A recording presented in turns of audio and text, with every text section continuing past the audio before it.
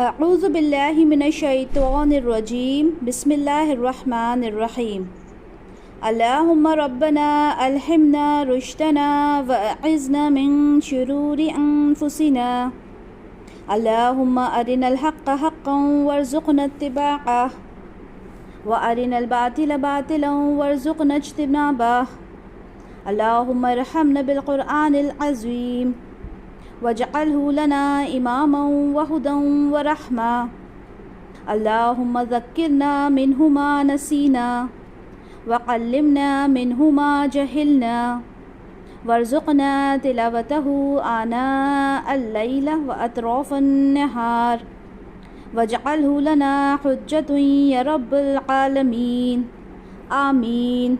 رب اشرح لی صدری ویسر لی امری واحلل عقدة من لسانی یفقہوا قولی۔ اللہم صلی علی محمد وعلی آل محمد کما صلیت علی ابراہیم وعلی آل ابراہیم انک حمید مجید۔ اللہم بارک علی محمد وعلی آل محمد کما بارکت علی ابراہیم وعلی آل ابراہیم انک حمید مجید۔ اولئک لهم نصیب مما کسبوا واللہ سریع الحساب۔ صدق اللہ العظیم۔ انشاءاللہ تعالی آج ہم لوگ سورہ بقرہ آیت نمبر 202 سے اپنے لیکچر کا آغاز کریں گے، اور انشاءاللہ تعالی ہماری کوشش یہ رہے گی کہ آج ہم ہمارا جو دوسرا پارہ ہے سیقول اسے کمپلیٹ کریں۔ جیسے کہ آپ لوگوں کو بتایا ہے ہم نے کہ ہماری یہ کوشش رہے گی کہ ہم اپنے ایک لیکچر میں ہاف پارہ کمپلیٹ کیا کریں۔ اللہ تعالیٰ سے دعا ہے کہ اللہ تعالیٰ ہم سب کو عمل کرنے کی توفیق عطا کریں۔ سورہ بقرہ جیسا کہ ہم سب جانتے ہیں کہ سورہ بقرہ میں احکام ہوتے ہیں۔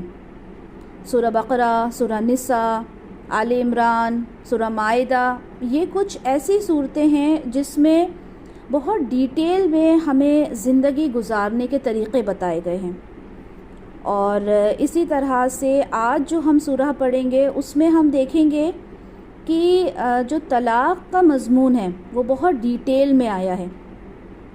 تو آپ لوگوں نے اس کے جو بھی احکام ہوتے ہیں وہ بہت اچھے سے سمجھنا ہے، کیونکہ ہماری جو سوشل لائف ہوتی ہے وہ ہم نے کیسے گزارنا ہے وہ ہر ایک بات آپ کو قرآن میں ملتی ہے، مگر بہت افسوس کی بات ہے ہم لوگوں کے لیے کہ ہم نے قرآن کو کبھی سمجھا ہی نہیں، ہم نے جانا ہی نہیں کہ اس میں کیا ہے۔ تو الحمدللہ اللہ تعالیٰ نے ہمیں یہ موقع دیا ہے کہ ہم لوگ اس قرآن کو بہتر طریقے سے سمجھ سکیں۔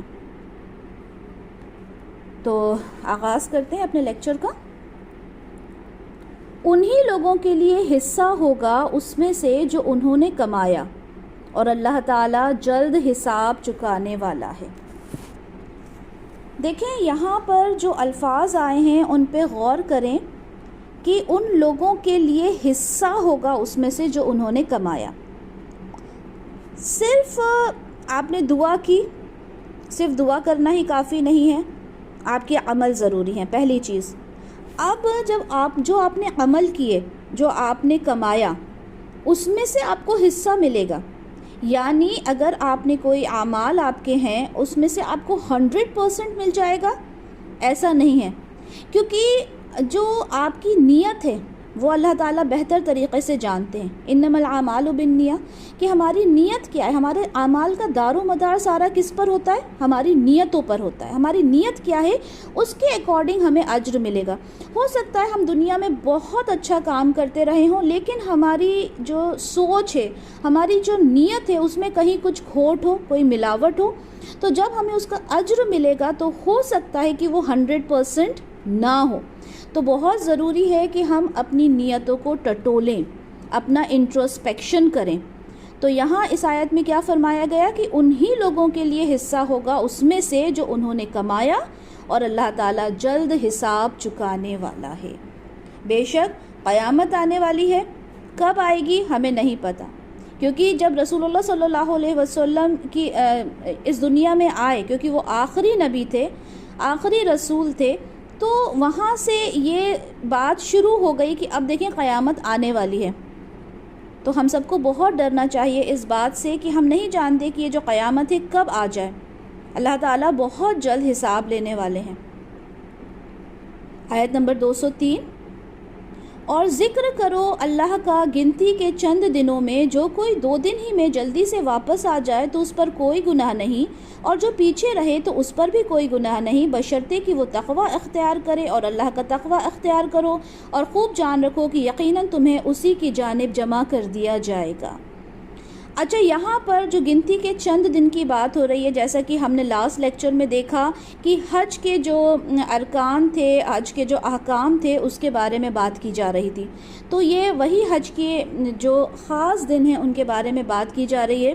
ہم جانتے ہیں کہ جب یوم النحر کے بعد 11، 12، 13 یہ 3 دن ہوتے ہیں جب منی میں رکنا ضروری ہوتا ہے، اور رمی کی جاتی ہے اس میں، جو جس کو ہم عام زبان میں کہیں تو شیطان کو جو کنکری ماری جاتی ہے، تو وہ 3 دن ہوتے ہیں جس میں ہمیں منی رکنا رہتا ہے۔ تو اس میں ہوتا کیا ہے کہ 11 اور 12 2 دن رک کر 13 کو وہاں سے روانگی ہو جاتی ہے، اور کچھ لوگ ایسے ہوتے ہیں جو 13 کو بھی وہاں رک کے اور وہ جو شیطان کو کنکری مارنے والا کام ہے، جو رمی جس کو کہتے ہیں، وہ کرنے کے لیے رک جاتے ہیں۔ تو اگر آپ 2 دن میں ہی وہاں سے واپس چلے جاؤ اس میں بھی کوئی حرج نہیں ہے، اور اگر 13 کو بھی اگر آپ وہاں رکتے ہو تو اس میں بھی کوئی حرج نہیں ہے، لیکن آپ نے تقوی اختیار کرنا ہے۔ تقوی کیا ہوتا ہے؟ تقوی ایک امپورٹنٹ کمپوننٹ ہے ہماری لائف کا، جس کو سمجھنا بہت مشکل ہوتا ہے، کئی بار ہمارے خود کے لیے بھی سمجھنا مشکل ہوتا ہے۔ تو اگر آپ کے دل میں یہ خالص نیت ہے کہ میں اللہ کی رضا کے لیے یہاں رک رہا ہوں یا رک رہی ہوں، تو آپ رکیں۔ لیکن اگر آپ یہ سوچ رہے ہیں کہ ارے یار میں چلی ہی جاتی تو اچھا تھا، اب یہاں رکنا ہے، آپ کی نیت ڈاواڈول ہو رہی ہے، تو اس میں یہ کہا جا رہا ہے کہ آپ 2 دن کے بعد بھی جا سکتے ہو، اس میں کوئی حرج نہیں ہے۔ یا تو آپ 11 اور 12 کو رکو، اگر آپ 13 کو رکتے ہو تو یہ آپ کے لیے اچھی بات ہے، لیکن تقوی آپ نے اختیار کرنا ہے، ٹھیک ہے؟ تقوی، ہر ایک عبادت کے لیے تقوی بہت زیادہ ضروری ہوتا ہے۔ تو یہاں پر جو آپ نے منی میں رکنا ہے اس کے بارے میں بتا دیا گیا بہت ڈیٹیل میں کہ 11 اور 12 آپ نے رکنا ہے، 13 آپ رکتے ہیں بہت اچھی بات ہے، نہیں رکتے کوئی حرج نہیں ہے، لیکن تقوی آپ کے اندر ہونا چاہیے۔ آیت نمبر 204 دیکھتے ہیں، اور لوگوں میں سے کوئی شخص ایسا بھی ہے جس کی باتیں تمہیں بہت اچھی لگتی ہیں دنیا کی زندگی میں، حالانکہ فی الواقع وہ شدید ترین دشمن ہیں۔ اچھا، اب دیکھیں یہ جو آیت آ رہی ہیں 204 سے لے کر 207 تک، ٹھیک ہے، اس میں 2 کردار کا بیان کیا جا رہا ہے۔ پہلے کردار کے بارے میں آیت نمبر 206 تک کا ذکر ہے، اور 207 جو آیت ہے 207 اس میں دوسرے کردار کا تذکرہ ہے۔ اب دیکھیں جو 204 سے 206 کے بارے میں بات آ رہی ہے، تو دنیا پرست لوگوں کے بارے میں ہے کہ ان کے جو قول اور فعل ہوتے ہیں، یعنی جو وہ کہتے ہیں اور وہ کرتے ہیں، اس میں بہت زیادہ فرق ہوتا ہے، جس کو ہم منافق کہتے ہیں۔ ان کی زبان میٹھی ہوتی ہے، اور وہ اپنی غلطیوں کو، اپنے عیب کو چھپانے کے لیے ہر بات پر اللہ تعالیٰ کے مقدس نام کو استعمال کرتے ہیں، یعنی اللہ کی جھوٹی قسمیں کھاتے ہیں۔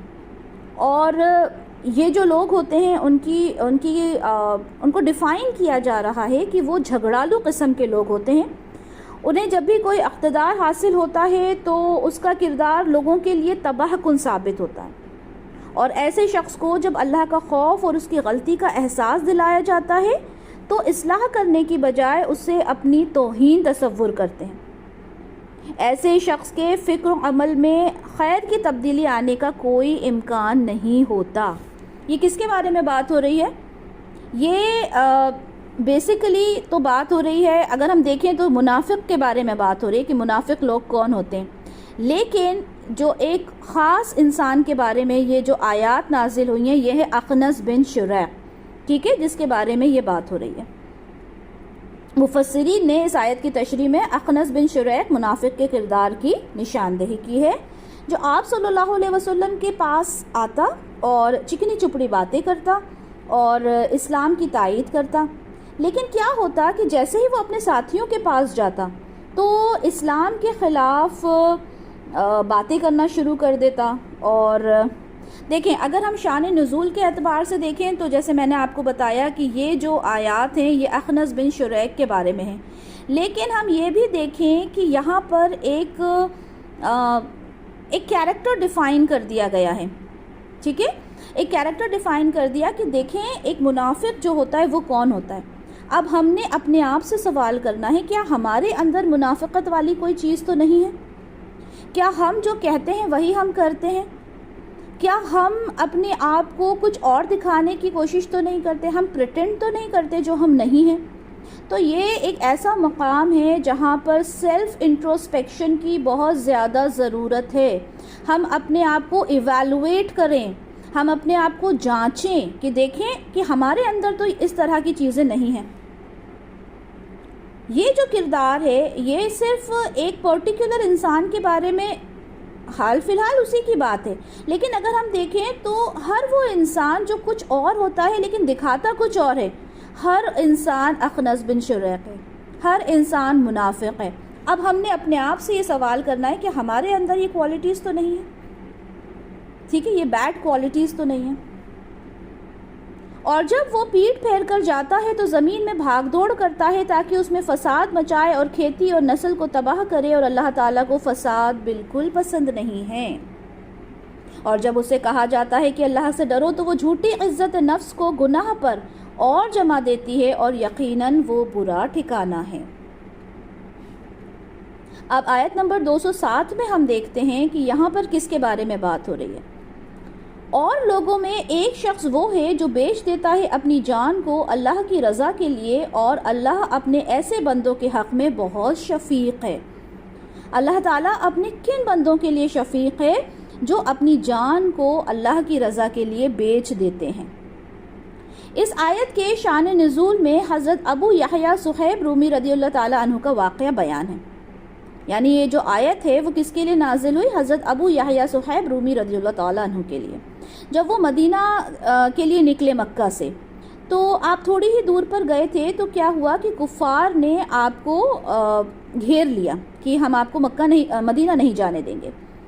تو آپ نے کہا کہ دیکھیں میرا جو نشانہ ہے وہ بہت تیز ہے، میں بہت اچھا تیر انداز ہوں اور میری تلوار بھی بہت اچھی چلتی ہے، تو اگر تم لوگوں نے مجھے روکا تو میں تمہارے ساتھ مطلب جنگ کروں گا، لڑائی کروں گا، تم لوگوں کو مار بھی دوں گا.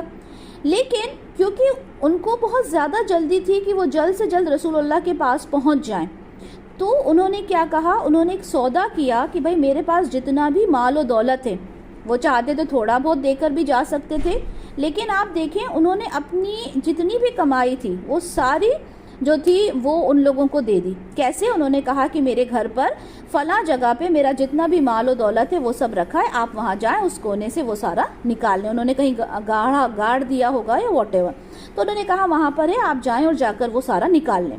اب جو یہ کفار تھے انہوں نے کہا کہ ٹھیک ہے، اور وہ انہیں چھوڑ کر چلے گئے. تو انہوں نے کہا کہ تم جاؤ اور جا کر وہاں سے حاصل کر لو. اب جب جناب صہیب رومی رضی اللہ تعالیٰ عنہ جب مدینہ پہنچے تو آپ کے وہاں پر پہنچنے پر یہ آیت مبارکہ نازل ہوئی، جس میں آپ کی قربانی سے بھرپور کردار کی تعریف کے ساتھ اللہ تعالیٰ نے آپ کو یہ خوشخبری دی کہ اللہ تعالیٰ ایسے کردار کے لوگوں کے ساتھ نہایت شفقت فرماتے ہیں.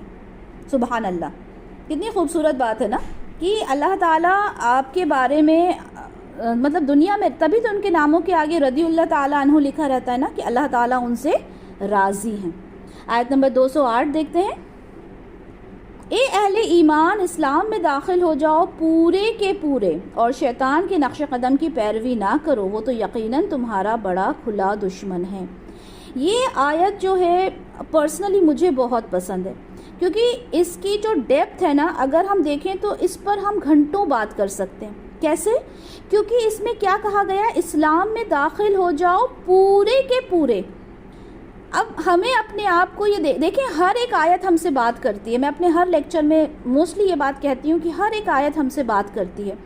یہاں کہا گیا کہ اسلام میں داخل ہو جاؤ پورے کے پورے. اب آپ یہ دیکھیں کہ کیا ہم پورے کے پورے اسلام میں داخل ہیں؟ اگر ہم پردہ کرتے ہیں، ٹھیک ہے، تو ہمارا پردہ کیا اسلام کے حساب سے ہے؟ ہم نے سر کے اوپر اگر صرف سر کو کور کر لیا اور ہم کہتے ہیں ہم پردہ کرتے ہیں، جبکہ ہم آلریڈی جب ہم نے دورہ قرآن کیا تھا ہم نے آلریڈی پڑھا تھا کہ پردہ کیا چیز ہے. ہم نے پڑھا تھا نا کہ رسول صلی اللہ علیہ وسلم کی جو ازواج ہیں ان سے کس طرح کے پردے کی بات ہوئی تھی، اللہ کی جو آیات آئی تھی. تو ہم نے آدھا کام کر لیا، ہم نے سر کو ڈھک لیا، ہم نے کہا نہیں چہرے کا پردہ ہم نہیں کر سکتے. تو ہم نے اپنے آپ سے یہ سوال کرنا ہے، کیا ہم پورے کے پورے اسلام میں داخل ہو گئے ہیں؟ اور شیطان کے نقش قدم کی پیروی نہ کرو. یعنی ہم وہ جو کام کرتے ہیں، یعنی جو ہم اسلام کے خلاف کام کرتے ہیں، وہ کس کی پیروی ہے؟ ظاہر سی بات ہے وہ تو شیطان کی پیروی ہے. دیکھیں دو راستے ہوتے ہیں، ایک راستہ جو ہوتا ہے وہ آپ کو لے کے جاتا ہے جنت کی طرف، اور ایک راستہ لے کے آتا ہے جہنم کی طرف. جہنم کی طرف آپ کو لمبی لائن دکھے گی، جنت کی طرف آپ کو کم لائن دکھے گی. آپ کہیں گے کہ یہ لائن بہت لمبی ہے، تو دیکھیں جو سارے لوگ ہیں وہ اس لائن کو فالو کر رہے ہیں. So there must be something good in that. ہم کو وہاں پہ کچھ اچھائی نظر آئے گی اور ہم اس کو فالو کرنے لگیں گے. But at the end of the day کیا ہے؟ وہ جہنم ہے. تو ہم نے یہ دیکھنا ہے کہ ہم جنت کی طرف جا رہے ہیں یا ہم جہنم کی طرف جا رہے ہیں. ہمارے اندر جو ہمارا نفس ہوتا ہے نا، وہ ہمیں بتا دیتا ہے کہ ہم کون سا راستہ فالو کر رہے ہیں. کیا ہم رسول اللہ صلی اللہ علیہ وسلم کا بتایا ہوا راستہ فالو کر رہے ہیں یا پھر شیطان کا؟ یہ ہمیں پتہ چل جاتا ہے. دنیا میں کوئی انسان ایسا نہیں ہے جس کو یہ پتہ نہ چلے کہ میں جو کام کر رہی ہوں وہ صحیح ہے یا غلط. جیسے ہم نماز پڑھتے ہیں، نماز میں اچھا میں نے ظہر پڑھ لی، میں نے عصر کی نماز کے بارے میں بہت زیادہ اللہ تعالیٰ نے خاص طور پر کہا، انشاءاللہ تعالیٰ ابھی آگے چل کے وہ بھی پڑھیں گے. تو ہم نے فار ایگزامپل ہم نے ظہر پڑھ لی، عصر پڑھ لی، مغرب پڑھ لی، عشاء ہم سے پڑھتی نہیں بن رہی، فجر کے لیے ہم سے اٹھتے نہیں بن رہا، اور ہم کہتے ہیں ہم اسلام میں داخل ہو گئے. That is not possible. جب تک ہم پوری طرح اسلام میں داخل نہیں ہو جائیں گے، ہم کیسے کہہ دیں کہ ہم اسلام میں داخل ہو گئے؟ ہم کسی گھر میں داخل ہونے کے لیے ہمیں پوری طرح سے اس میں انٹر ہونا ہوگا نا. ایک پیر اندر ایک پیر باہر رکھنے سے تو ہم گھر میں داخل نہیں ہوتے. سیم وے ہمیں اسلام، کیونکہ اس کے اوپر بہت ڈیٹیل میں بات کر سکتے ہیں. یہاں صرف اتنا ہی کہہ کے میں اس آیت کو ختم کروں گی کہ اپنے آپ کو چیک کریں کہ کہاں پر کھڑے ہیں ہماری لائن جو ہے وہ کہاں پر ہے. ٹھیک ہے. اور شیطان کے بارے میں ایک حدیث آپ کے ساتھ شیئر کروں گی. صحیح بخاری کی حدیث ہے 2035 کہ شیطان خون کی طرح انسان کے بدن میں دوڑتا ہے. مطلب آپ شیطان سے بچ نہیں سکتے، وہ تو آپ کے بدن میں دوڑتا ہے جیسے خون دوڑتا ہے. آپ نے بس اس سے بچنے کی کوشش کرنا ہے، اور اس میں کامیابی بھی حاصل ہوگی جب ہمیں معلوم ہوگا کہ یہ شیطان کی طرف جاتا ہے، یہ راستہ جہنم کی طرف جاتا ہے. آیت نمبر 209. پھر اگر تم پھسل گئے اس کے بعد بھی کہ تمہارے پاس یہ واضح تعلیمات آ چکی ہیں تو جان لو کہ اللہ تعالیٰ زبردست ہے، حکمت والا ہے. آپ دیکھیں زیادہ تر آیات کے اینڈ میں آپ کو ملے گا عزیز الحکیم. اللہ تعالیٰ بہت زبردست ہے، اللہ تعالیٰ حکمت والا ہے. تو یہاں پر آپ کو دھمکی بھی دی جا رہی ہے، آپ کو سمجھایا بھی جا رہا ہے، کیونکہ یہ دونوں اللہ تعالیٰ کی جو صفات ہیں یہ دونوں ایک ساتھ آ رہی ہیں. دیکھو اللہ کی پکڑ جو ہے وہ بہت سخت ہے، اور اللہ تعالیٰ حکیم بھی ہے، اس کی پکڑ میں حکمت بھی ہے. اگر اس کی طرف سے پکڑ کا معاملہ نہیں ہوگا تو کیا ہوگا؟ آپ اپنے اکارڈنگ اپنی زندگی گزارو گے، آپ غلط کام کرو گے، آپ کو ڈر ہی نہیں ہوگا. آج ہم غلط کام کرتے ہیں، ہمیں ایک ڈر ہوتا ہے، ٹھیک ہے، اور جن کو ڈر نہیں ہوتا انہیں اللہ کا خوف ہی نہیں ہوتا. تو یہ بہت ضروری چیز ہے کہ اللہ تعالیٰ سے ہم ڈرتے رہیں، کیونکہ اللہ تعالیٰ عزیز بھی ہے، اللہ تعالیٰ حکیم بھی ہے. آیت نمبر 210. کیا یہ اسی کا انتظار کر رہے ہیں کہ آ جائے ان پر اللہ تعالیٰ بادلوں کے سائے بانوں میں اور فرشتے، اور فیصلہ چکا دیا جائے، اور یقیناً تمام معاملات اللہ ہی کی طرف لوٹا دیے جائیں گے. یعنی جو لوگ اللہ تعالیٰ کی طرف سے یہ سارے احکامات آنے کے بعد بھی یہ سوچ رہے ہیں کہ اچھا ٹھیک ہے ابھی ہم دیکھیں گے قیامت آئے گی تو کیا ہوگا، جو اتنے جن کو کوئی اثر ہی نہیں ہوتا، ان کے لیے اللہ تعالیٰ کیا فرما رہا ہے کہ کیا آپ لوگ یہ سوچتے ہو کہ اللہ تعالیٰ بالکل آپ کے سامنے آ جائے اور جو فرشتے ہیں ان کی فوج آپ کے سامنے آ جائے اور فیصلہ ہو جائے؟ کیا آپ اس انتظار میں ہو؟ یقیناً تمام معاملات اللہ ہی کی طرف لوٹا دیے جائیں گے. صبر کرو، کیونکہ یہ جو جتنی بھی باتیں بتائی جا رہی ہیں بہت جلدی آپ کے سامنے آ جائیں گی. آپ کا ہر ایک اعمال آپ کے سامنے پیش کر دیا جائے گا. یہ جو ہم نے اپنی زندگی کو ایک دھوکے میں رکھا ہے نا کہ اوکے ابھی میرے پاس ٹائم نہیں ہے. ابھی ہماری بہت ساری بہنیں ہیں جو ابھی دیکھیں ہماری اسٹرینتھ دیکھیں یہاں پہ صرف 87 ہے, ٹھیک ہے. ابھی اس میں سے بہت ساری بہنیں جو کہتی ہیں ہمیں ٹائم نہیں ملا, ہم بچوں میں مصروف تھے, ہمارے کچن کے کام تھے, تو ہم کام نہیں کر پائے, ٹھیک ہے. تو ہوتا کیا ہے آپ کو نہیں معلوم ہے کہ اگلے ہی پل آپ کی زندگی ہے یا نہیں. ہو سکتا ہے کہ آپ کی اگلا لمحہ آپ کی زندگی نہ ہو, ٹھیک ہے. یہ بات بہت سے لوگوں کو بری لگتی ہے کہ اس طرح سے ہم نے بولا, لیکن یہ تو حقیقت ہے کہ موت کب آ جائے گی کسی کو نہیں پتہ. تو قیامت تو اس انسان کی جب سے ہی شروع ہو جاتی ہے جیسے ہی اس کو موت آتی ہے, اس کی قیامت تو جب سے ہی شروع ہو جاتی ہے. تو ہم نے یہ بات کا خیال رکھنا ہے کہ ہم اپنی زندگی کیسے گزار رہے ہیں, کیونکہ اللہ تعالیٰ تو ضرور آئیں گے, اللہ تعالیٰ کے فرشتے بھی آئیں گے, حساب کتاب بھی ضرور ہوگا, لیکن ہم نے کیا تیاری کی ہے وہ ہمیں دیکھنا ہے. آیت نمبر 211 دیکھتے ہیں. پوچھ لو بنی اسرائیل سے ہم نے انہیں کتنی روشن نشانیاں دیں, اور جو کوئی بدل ڈالے اللہ کی نعمت کو بعد اس کے اس کے پاس آ گئی ہوں تو وہ جان لے کہ اللہ سزا دینے میں بھی سخت ہے. دیکھیں اللہ تعالیٰ نے بنی اسرائیل کو کتنی نعمتیں دی تھیں ہم سب جانتے ہیں. ہم نے جو ابھی اس سے پہلے جو آیات پڑھی سورہ بقرہ میں, اس میں بہت ڈیٹیل میں اللہ تعالیٰ نے کہا کہ یاد کرو ان نعمتوں کو جو ہم نے بنی اسرائیل کو دی تھی. بنی اسرائیل سے ہی مخاطب ہو کر اللہ تعالیٰ کہتے ہیں کہ یاد کرو وہ نعمتیں جن کو ہم نے آپ کو دیا تھا. کس طرح کی نعمت آپ دیکھیں, سارے جو رسول انبیاء ہیں وہ کس میں آئے, بنی اسرائیل میں ہی تو آئے نا. کتنی نعمتوں سے ان کو نوازا, لیکن اس کے بعد کیا ہوا, انہوں نے ان نعمتوں کو ایکسیپٹ ہی نہیں کیا, اس کی قدر ہی نہیں جانی. اور ان کے ساتھ پھر کیا ہوا وہ ہم سب جانتے ہیں کہ آج جو جیوز ہیں, جو یہودی ہیں, ان کی کیا تعداد ہے اور وہ کس حال میں ہیں, جبکہ سب سے بڑی قوم تھی وہ. صحیح بخاری کی حدیث ہے 7320, نبی کریم صلی اللہ علیہ وسلم نے فرمایا کہ تم اپنے سے پہلی امتوں کی ایک ایک بالشت اور ایک ایک گز میں اتباع کرو گے, یہاں تک کہ اگر وہ کسی گو کے سوراخ میں داخل ہو جائیں گے تو تم بھی اس کی اتباع کرو گے. تو ہم نے پوچھا کہ یا رسول اللہ کیا یہود اور نصارہ سے مراد ہے؟ تو آپ نے فرمایا اور کون. یعنی ایک وقت ایسا آئے گا, اور جو وقت آ بھی چکا ہے, کہ ہم ہر چیز میں یہود اور نصارہ کو فالو کرتے ہیں. یہ جو برتھ ڈیز ہیں, برتھ ڈے سیلیبریشن ہے, یہ نیو ایئر سیلیبریشنز ہیں, یہ کیا ہیں؟ کیا یہ اسلامک کلچر ہے؟ یہ سارا یہودی کلچر ہے. اور جب اس پہ سوال کیا جاتا ہے کہ برتھ ڈے سیلیبریشن کیا ہے, تو ہم دیکھیں, ہم اس آیت کو اس جو حدیث ہے صحیح بخاری کی 7320, ہم اس پر غور کریں کہ یہ حدیث کیا ہے. اس میں صاف صاف الفاظ کہے جا رہے ہیں کہ دیکھو تم لوگ یہود اور نصارہ کی اتباع کرو گے, اور وہ ہو رہا ہے, ہم کر بھی رہے ہیں.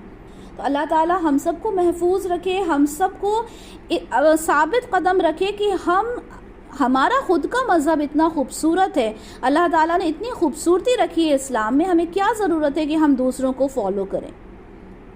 آیت نمبر 212 دیکھتے ہیں. ان کافروں کے لیے دنیا کی زندگی بڑی مزین کر دی گئی ہے, اور جن لوگوں نے تقویٰ کی روش اختیار کی تھی قیامت کے دن وہ ان کے اوپر ہوں گے, اور اللہ تعالیٰ رزق عطا فرمائے گا جس کو چاہے گا بے حساب. دیکھیں یہ جو دنیا ہے نا, بہت خوبصورت حدیث آپ لوگوں کے ساتھ شیئر کر رہی ہوں, بہت خوبصورت حدیث ہے کہ دنیا جو ہے وہ مومن کا قید خانہ ہے اور کافر کی جنت ہے. جس نے اس حدیث کو سمجھ لیا, سمجھیں اس کی زندگی خوبصورت ہو گئی, کیونکہ یہ جو دنیا ہے نا یہ مومن کے لیے قید خانہ ہے. ہم جب کسی کافر کو پھولتا پھلتا دیکھتے ہیں, اس کو بہت اسٹیبلش دیکھتے ہیں, پراسپیرٹی دیکھتے ہیں اس کے اندر, تو ہمیں یہ سمجھ جانا چاہیے کہ یہ جو کافر ہے اس کی تو جنت ہی ہے, میری جنت تو مجھے وہاں ملے گی. اور وہ کب ملے گی؟ جب میں اس دنیا کو قید خانہ سمجھ کے رہوں گی. تو اللہ تعالیٰ خود کہہ رہے ہیں کافروں کے لیے تو یہ جو دنیا ہے نا یہ ہم نے بہت آراستہ کر دی ہے, دنیا کی زندگی ہم نے بہت ایزی کر دی ہے. اور جن لوگوں نے تقویٰ کی روش اختیار کی تھی قیامت کے دن وہ ان کے اوپر ہوں گے. یعنی اگر کوئی کافر ہے وہ بہت ویل اسٹیبلشڈ ہے, بہت زیادہ پراسپر ہے, بہت زیادہ ویلدی ہے, آپ کو لگ رہا ہے بہت سکون میں ہے وہ, اور بہت امیر ہے وہ, بہت ویلدی ہے وہ, لیکن قیامت میں کیا ہوگا؟ قیامت کے آپ کے درجات اس سے کہیں زیادہ اوپر ہوں گے۔ دیکھیں ہر ایک آیت کتنی خوبصورت ہے، ہر ایک آیت ہم سے بات کرتی ہے۔ اب آیت نمبر 213 دیکھتے ہیں، تمام انسان ایک ہی امت تھے تو اللہ نے اپنے نبی بھیجے اور خوشخبری سناتے اور خبردار کرتے ہوئے آئے، اور ان کے ساتھ اپنی کتاب نازل فرمائی حق کے ساتھ، تاکہ وہ فیصلہ کر دے لوگوں کے درمیان ان امور میں جن میں انہوں نے اختلاف کیا تھا۔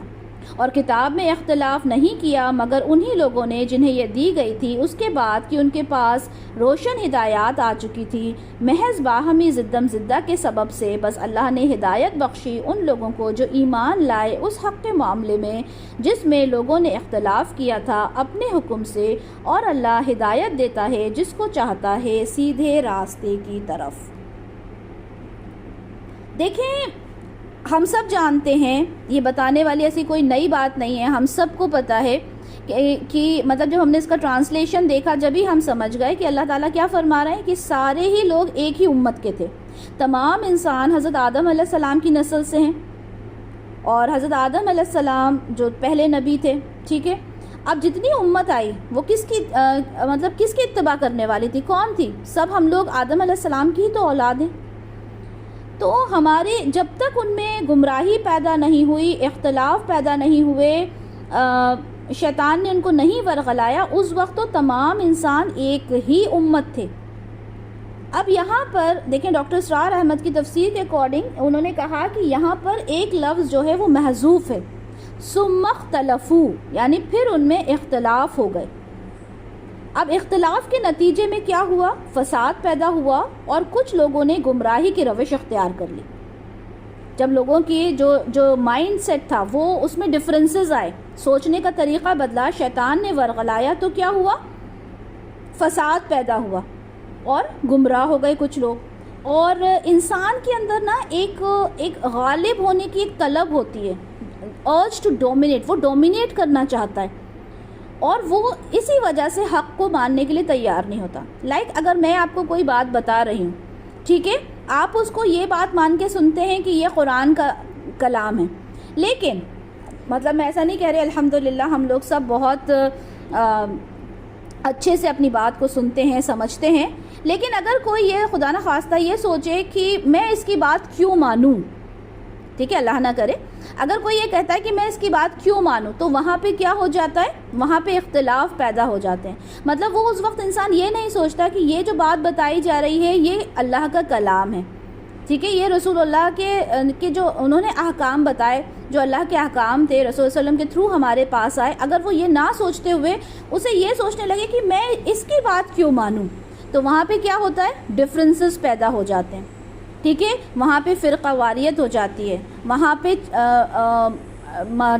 جو مائنڈ جو ہوتے ہیں نا وہ چینج ہو جاتے ہیں، ٹھیک ہے۔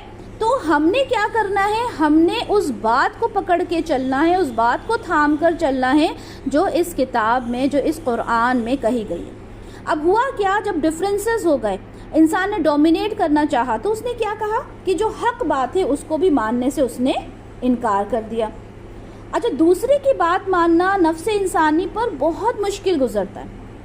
آپ دیکھیں گے اپنوں میں بھی جو بہت زیادہ دین سے نہیں جڑے، اگر آپ انہیں کوئی اچھی باتیں بتاتے ہیں تو وہ کیا جواب دیتے ہیں آگے سے؟ ہاں چلیں ٹھیک ہے، ہاں سب پتہ ہے، ہمیں رہنے دیں، یہی جواب ملتا ہے نا ہمیں۔ تو کسی کی بات ماننا بڑا مشکل گزرتا ہے انسان کے لیے۔ آدمی کہتا ہے کہ میں اس کی بات کیوں مانوں، یہ میری بات کو مانے۔ تو فرمایا کہ جب انسانوں میں اختلاف رونما ہوئے تو اللہ تعالیٰ نے اپنے نبیوں کو بھیجا۔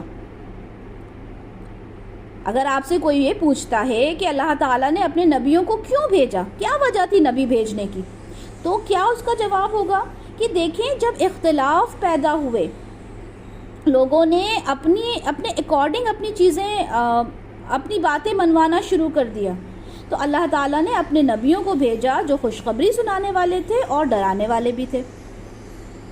اچھا، جو سلسلہ انبیاء اور رسول ہے وہ کہاں ختم ہوا؟ ہم جانتے ہیں ہمارے آخری نبی رسول اللہ صلی اللہ علیہ وسلم پر یہ جو سلسلہ تھا یہ ختم ہوا، اور کیسے ختم ہوا؟ قرآن کے تھرو۔ اللہ تعالیٰ نے قرآن دیا جس میں سارے احکام ہمیں بتا دیے گئے، ہمیں جو پرانے جو ہمارے جو رسول ہمارے گزرے ہمیں ان کے بارے میں بتا دیا گیا، یعنی اس ایک قرآن کے اندر سارے احکام ہمارے سامنے آ گئے۔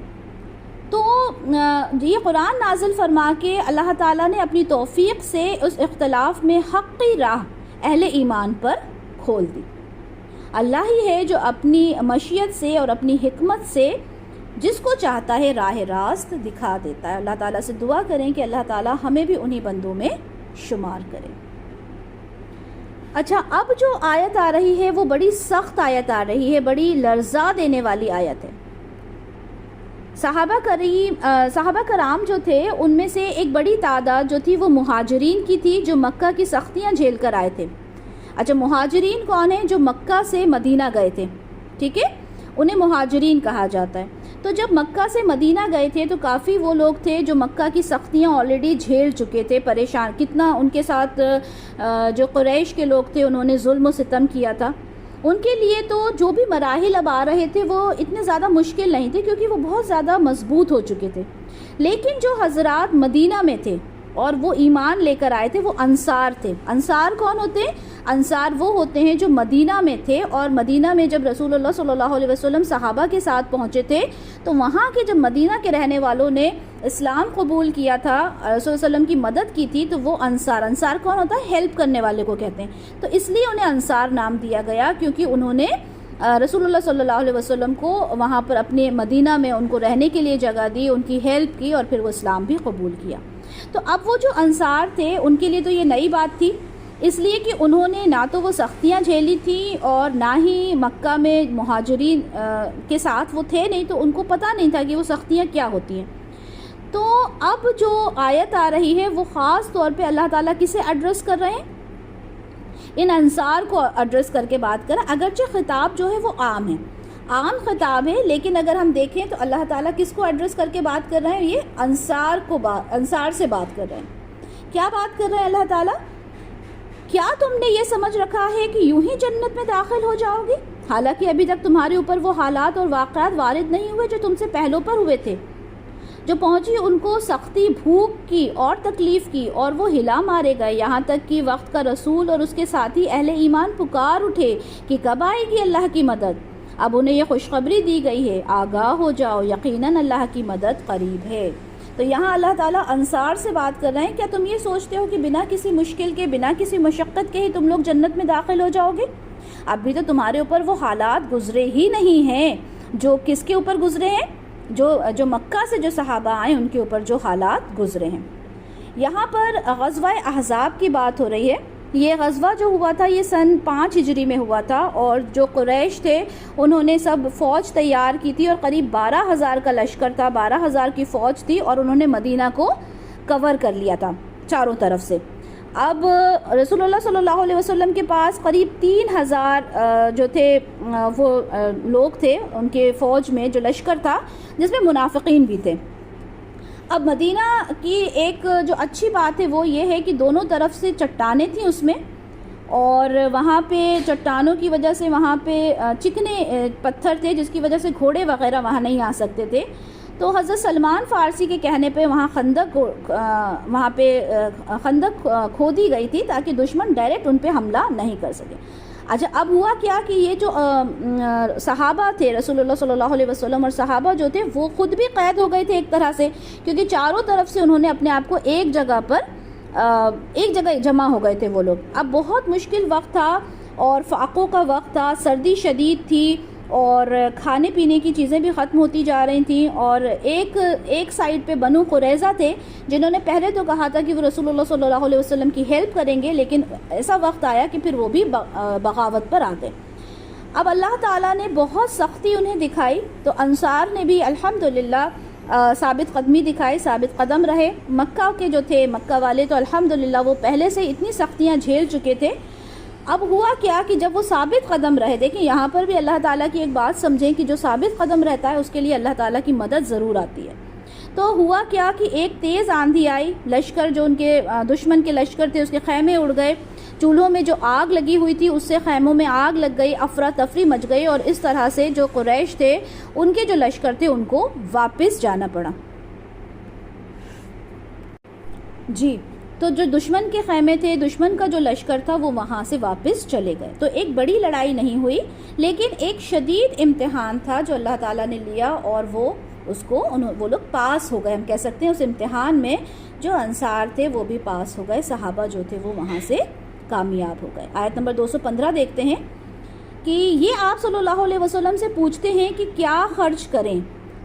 اچھا دیکھیں، اب یہاں سے کئی سوالات ہیں جو رسول اللہ صلی اللہ علیہ وسلم سے پوچھے جا رہے ہیں، ٹھیک ہے، اور پھر ان کو جواب دیا جا رہا ہے اللہ کے تھرو۔ اللہ تعالیٰ جواب دے رہے ہیں کہ دیکھیں آپ نے یہ جواب دینا ہے، آپ سے یہ سوال کیا، اب آپ نے یہ جواب دینا ہے۔ تو اب بہت سارے سوال ہیں انشاءاللہ تعالیٰ جو ہم دیکھیں گے، جو سوال ہمارے ذہن میں بھی ہوتے ہیں، جن کے جواب ہمیں قرآن سے انشاءاللہ تعالیٰ مل جائیں گے۔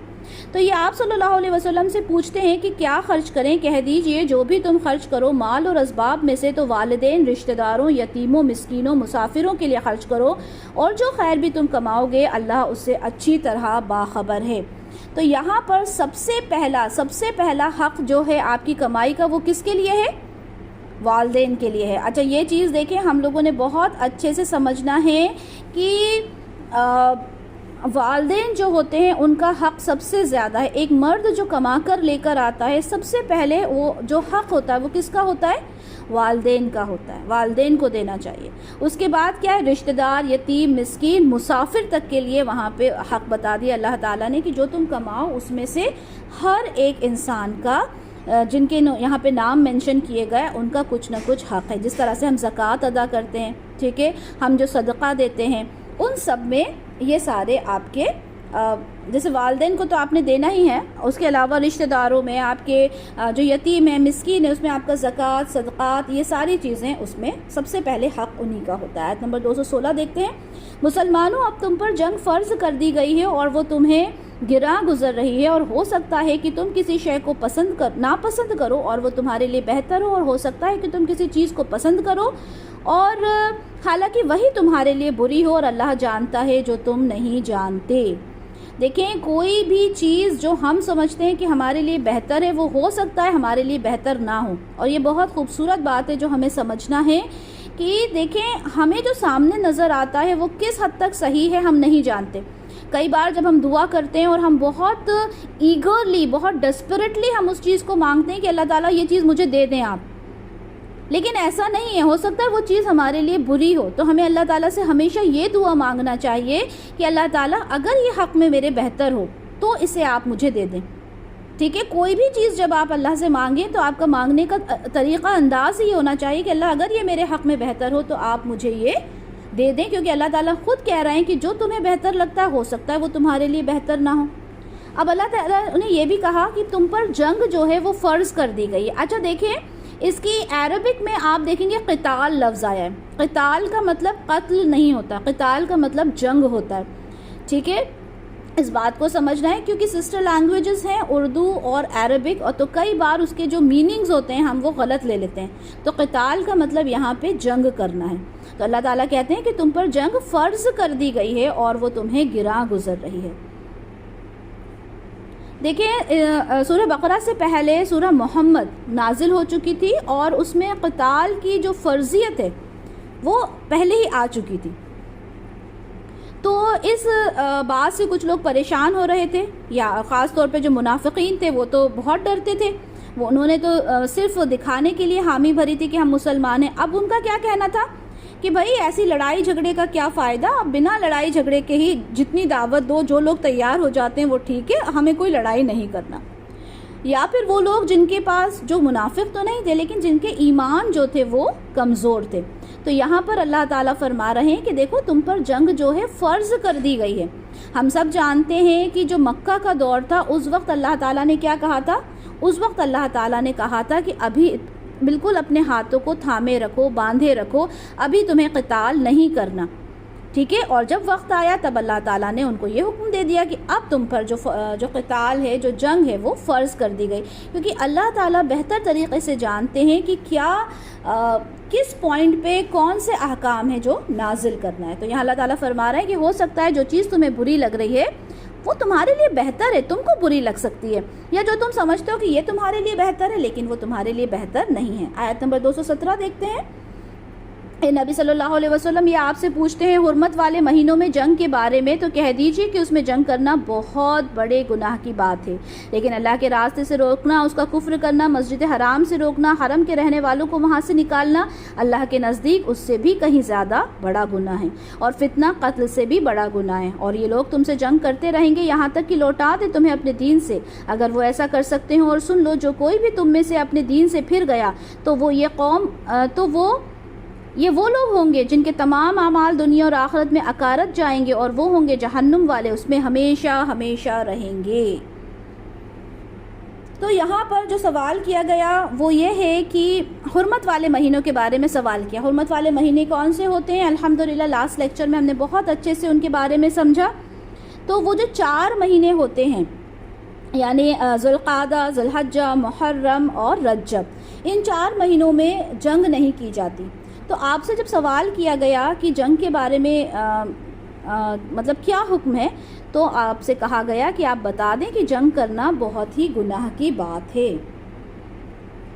اور کیا ہوا کہ اچھا ریزن کیا تھا اس میں، کیوں انہوں نے یہ سوال کیا کہ ہجرت کے بعد رسول اللہ صلی اللہ علیہ وسلم نے حضرت عبداللہ بن جحش رضی اللہ تعالیٰ عنہ کو دستے کا کمانڈر بنایا، اور انہیں ہدایت دی کہ مکہ اور طائف کے درمیان جا کر، وہاں ایک وادی ہے وہاں قیام کریں اور وہ دیکھیں کہ مکہ میں کیا مطلب اس وقت کیا حال ہے۔ اب ہوا یہ کہ وہاں پر جب یہ صحابی وہاں پر تعینات تھے، وہاں پہ انہوں نے اپنے جو لے کے گئے تھے، اپنی آرمی جو لے کر گئے تھے، جب وہ وہاں پہ تعینات تھے تو ہوا کیا کہ کچھ قریش آئے اور انہوں نے ان کے ساتھ کچھ مٹبھیڑ ہو گئی ان کی، اور مسلمانوں کے ہاتھوں ایک مشرک تھا، اس کا وہ قتل ہو گیا۔ تو اس وقت کیا تھا، رجب کی آخری تاریخ تھی، اور رجب کا مہینہ جو ہے وہ حرمت والے مہینوں میں سے ہے۔ تو یہ ہجرت کے بعد پہلا خون تھا جو مسلمانوں کے ہاتھوں سے ہوا تھا۔ اس پر مشرکین نے بہت زیادہ ہنگامہ کیا کہ اچھا دیکھیں، یہ تو بڑا کہتے ہیں ہم اللہ والے ہیں، ہم رسول اللہ صلی اللہ علیہ وسلم کو مانتے ہیں، اور حرمت کے مہینے میں اس طرح سے جنگ نہیں کرنا، قتل نہیں کرنا، تو اب کیا؟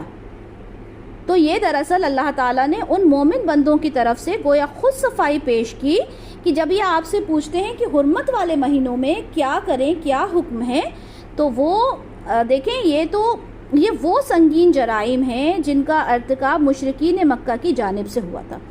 کس نے شروع کیا تھا؟ مشرکین مکہ نے شروع کیا تھا۔ یہاں فرمایا گیا کہ یہ سب کام حرمت والے مہینے میں جنگ کرنے سے بھی زیادہ بڑے جرائم ہیں، لہٰذا اگر حرمت والے مہینے میں جنگ کرنی پڑ جائے تو کوئی حرج نہیں۔ کیوں؟ کیونکہ جو فتنہ پھیلایا جا رہا ہے وہ فتنہ تو اس جنگ سے بھی زیادہ بری چیز ہے۔ ہر وہ کیفیت جس میں صاحب ایمان کے لیے ایمان پر قائم رہنا اور اسلام پر عمل کرنا مشکل ہو جائے، وہ فتنہ ہے۔ تو یہاں پر کیا فرمایا گیا کہ دیکھیں فتنہ ایک بہت بری چیز ہے۔ اب ایسا نہیں کہ حرمت والے مہینے میں اللہ تعالیٰ نے آپ کو منع کر دیا کہ آپ نے قتال نہیں کرنا، اب سامنے سے آ کر اگر آپ کو کوئی پریشان کرتا ہے تو اپنے ہاتھ آپ باندھ کے نہیں بیٹھ جائیں گے، لیکن ہاں آپ نے جنگ نہیں کرنا، آپ نے پہل نہیں کرنا۔ لیکن اللہ تعالیٰ نے ساتھ ساتھ یہ بھی بتا دیا کہ فتنہ کیا چیز ہے، فتنہ تو جنگ سے بھی بڑی چیز ہوتی ہے۔ آیت نمبر 218 دیکھتے ہیں۔ اس کے برعکس جو لوگ ایمان لائے اور جنہوں نے ہجرت کی، جہاد کیا اللہ کی راہ میں، تو یہی وہ لوگ ہیں جو اللہ کی رحمت کے امیدوار ہیں۔ اللہ تعالیٰ غفور الرحیم ہے، یعنی جو ایمان والے ہیں، جنہوں نے ہجرت کی، جنہوں نے جہاد کیا، وہ اللہ کی رحمت کے امیدوار ہیں۔ آیت نمبر 219 دیکھتے ہیں۔ لوگ آپ سے شراب اور جوئے کے بارے میں پوچھتے ہیں، فرما دیجئے ان دونوں میں بہت بڑا گناہ ہے، اور لوگوں کو اس سے دنیاوی فائدہ بھی ہوتا ہے، لیکن ان کا گناہ ان کے فائدے سے بہت زیادہ ہے۔ تم سے یہ بھی دریافت کرتے ہیں کیا کچھ خرچ کریں، تو آپ فرما دیں اپنی ضرورت سے زائد چیز خرچ کرو۔ اللہ تعالیٰ اس طرح تمہارے لیے اپنے احکام صاف صاف بیان کرتا ہے تاکہ تم سوچ سمجھ سکو۔ دیکھیں، شراب اور جوئے کے بارے میں یہاں ابتدائی حکم بیان کیا جا رہا ہے، اور یہاں پہ ناراضگی بیان کی جا رہی ہے۔ اس حکمت کو سمجھ لیں کہ شراب اور جوئے میں ایسی کیا چیز مشترکہ ہے، کیا چیز ایک کمپوننٹ ہے جس کی وجہ سے یہاں دونوں کو ایک ساتھ جمع کیا گیا؟ دیکھیں، جب شراب کے نشے میں انسان ہوتا ہے تو اس کو کچھ سمجھ میں نہیں آتا، وہ محنت بھی نہیں کرنا چاہتا، رشتہ داریاں بھی نہیں نبھانا چاہتا، اور وہ پوری طرح سے نشے میں ہوتا ہے، وہ زندگی کے حقائق کو سمجھنا نہیں چاہتا۔ اور جوا جو ہے وہ بھی کیا ہے؟ جوا بھی ایک نشہ ہوتا ہے، انسان اپنے حقائق بھول جاتا ہے، وہ سوچتا ہے اچھا تھوڑا اور کر لوں، تھوڑا اور کما لوں، یہاں تک کہ وہ اپنی پوری ہر چیز کو بیچنے کے لیے تیار ہو جاتا ہے، اپنے بیوی بچوں کے بارے میں نہیں سوچتا، اور ایک نشہ ہوتا ہے جو اس کے اوپر آ جاتا ہے، اور ہر وہ چیز جو آپ کی زندگی میں نقصان لے کر آئے اس چیز سے اللہ تعالیٰ نے منع کیا۔ اور یہی ریزن ہے کہ جو جوا ہے اور شراب ہے یہ دونوں ایک ساتھ ان دونوں کا ذکر آیا ایک ہی آیت میں۔ اچھا دیکھیں، جو عربک لینگویج میں ہے ہر اس چیز کو خمر کہتے ہیں جو پردہ ڈال دے۔ خمر کیا ہوتا ہے؟ پردہ ڈال دے۔ اور جیسے کہ عورتوں کی جو اوڑھنیاں ہوتی ہیں جس کو وہ جس سے اپنا سر، چہرہ، اپنا جسم ڈھانپتی ہے، اس کو بھی خمر کہا جاتا ہے، سورہ نور میں ہم پڑھیں گے۔ تو شراب کو خمر کیوں کہا گیا؟ شراب کو خمر اس لیے کہا گیا کہ وہ آدمی کی عقل پر پردہ ڈال دیتی ہے۔ اسلام کے جو دوسرے جو قوانین ہیں ان کی طرح شراب کو نہ لینے کا جو حکم آیا وہ بھی پہلے تدریجاً آیا، دھیرے دھیرے آیا، کہ دیکھیں اس سے آپ کا جو یہ خمر اس لیے ہے کیونکہ آپ کی جو سوچنے کی جو ایک پاور ہوتی ہے نا وہ اس کو ڈھانک دیتی ہے، آپ اس کو سمجھ نہیں پاتے۔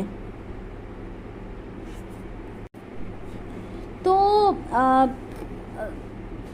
دیکھیں اس میں شراب میں اور جوئے میں جو ایک کنیکشن ہوتا ہے وہ آپ لوگوں کو سمجھا دیا، اور اس میں آپ لوگوں کو یہ بھی بتا دیا کہ جو خمر ہے اسے کیوں کہا گیا، خمر کا کیوں ریزن ہے کہ شراب کو خمر کیوں کہا جاتا ہے۔ اچھا دیکھیں، سنن ابن ماجہ کی حدیث ہے 3500 جس میں رسول اللہ صلی اللہ علیہ وسلم سے پوچھا گیا کہ اللہ کے رسول، ہمارے علاقے میں انگور ہوتے ہیں، ہم انہیں نچوڑتے ہیں اور اس سے ہم شراب بناتے ہیں، تو کیا ہم اس کو پی لیا کریں؟ تو آپ صلی اللہ علیہ وسلم نے فرمایا کہ نہیں۔ تو صحابی کہتے ہیں میں نے دوسری بار سوال کیا، کیا ہم اس شراب کے ساتھ بیمار کا علاج کر سکتے ہیں؟ تو آپ صلی اللہ علیہ وسلم نے فرمایا کہ نہیں، کیونکہ وہ تو خود اپنے آپ میں ایک بیماری ہے۔ تو یہاں پر کیا پتہ چلا کہ شراب کا جو استعمال ہے وہ تو رسول اللہ صلی اللہ علیہ وسلم نے کہا وہ تو خود اپنے آپ میں ایک بیماری ہے۔ اسی طرح صحیح بخاری کی حدیث ہے 6779، رسول اللہ صلی اللہ علیہ وسلم اور ابو بکر رضی اللہ تعالیٰ عنہ اور پھر عمر رضی اللہ تعالیٰ عنہ کے ابتدائی دور خلافت میں شراب پینے والا ہمارے پاس لایا جاتا تو ہم اپنے ہاتھ، جوتے اور چادریں لے کر کھڑے ہو جاتے اور اسے مارتے۔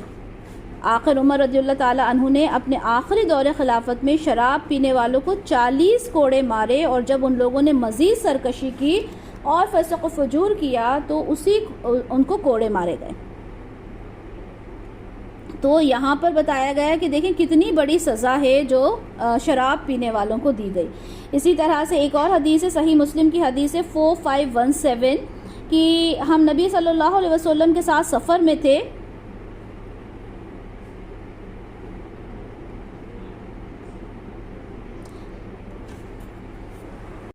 اچھا اس آیت میں دو چیزیں ہیں جن کے بارے میں بات کی گئی، ایک تو جوا اور خمر کے بارے میں بات ہوئی، اور دوسرا سوال یہ ہے کہ وہ آپ سے پوچھتے ہیں کہ ہم اللہ کی راہ میں کیا خرچ کریں، ٹھیک ہے؟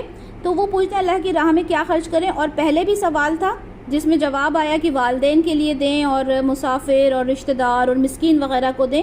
اب یہ سوال کر رہے ہیں کہ کتنا خرچ کریں، تو اللہ کے رسول کیا فرما رہے ہیں کہ جو آپ کا زائد مال ہو، یعنی جو آپ کی ضرورت ہے اس سے جو زائد مال ہو آپ کا، وہ آپ کو خرچ کرنا ہے۔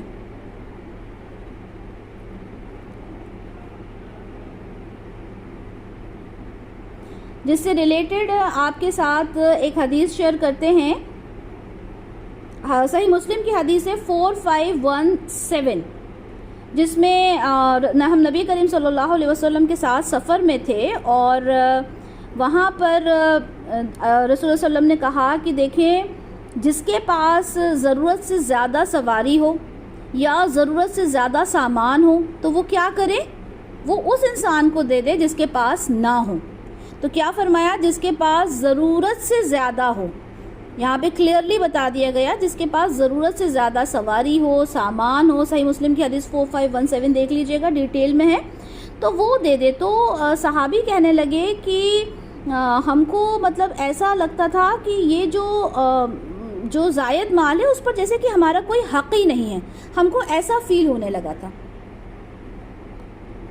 تو اب ہم اپنے آپ سے پوچھیں، اپنے چاروں طرف ہم دیکھیں کہ ہمارے پاس کیا کچھ تو موجود ہے اور کیا کچھ تو ہم اس کو استعمال میں لے کر آتے ہیں. تو یہ دیکھیں سارے احکام ہیں جو سورہ بقرہ میں ہم کو ملتے ہیں اور اس کے اکارڈنگ اپنی زندگی کو گزارنا. آیت نمبر 220 دیکھتے ہیں. دنیا اور آخرت کے معاملات میں، اور یہ آپ صلی اللہ علیہ وسلم سے پوچھ رہے ہیں یتیموں کے بارے میں، اے نبی صلی اللہ علیہ وسلم ان سے کہہ دیجئے کہ جس طرز عمل پر ان کی بھلائی اور مصلحت ہو وہی اختیار کرنا بہتر ہے، اور اگر تم ان کو اپنے ساتھ ملائے رکھو تو وہ تمہارے بھائی ہی تو ہیں، اور اللہ جانتا ہے مفسد کو بھی اور مصلح کو بھی، اور اگر اللہ چاہتا تو تمہیں سختی میں ڈالے رکھتا، یقیناً اللہ تعالیٰ زبردست حکمت والا ہے. دیکھیں انسان کو دنیا کی بھی فکر کرنا ہے اور آخرت کے بارے میں بھی سوچنا ہے. دنیا میں بھی ایسا نہیں ہے کہ بالکل رہبانیت قائم کر لیں، کہ بالکل جنگلوں میں چلے جائیں، ایسا نہیں ہے، بلکہ اپنی زندگی کو ایک بیلنسڈ پروپورشن میں انسان کو قائم کرنا ہے. یہ بہت ضروری کام ہے. تو اب یہاں پر جو سوال کیا جا رہا ہے وہ یہ ہے کہ یتیموں کے ساتھ ہم نے کیسا سلوک کرنا ہے. تو اس کے اوپر یہ آیت نازل ہوئی کہ سورہ بنی اسرائیل کی آیت تھی کہ مال یتیم کے قریب، جو یتیم کا جو مال ہے اس کے قریب تک نہ بھٹکو، مگر ایسے طریقے پر جو یتیم کے حق میں بہتر ہو.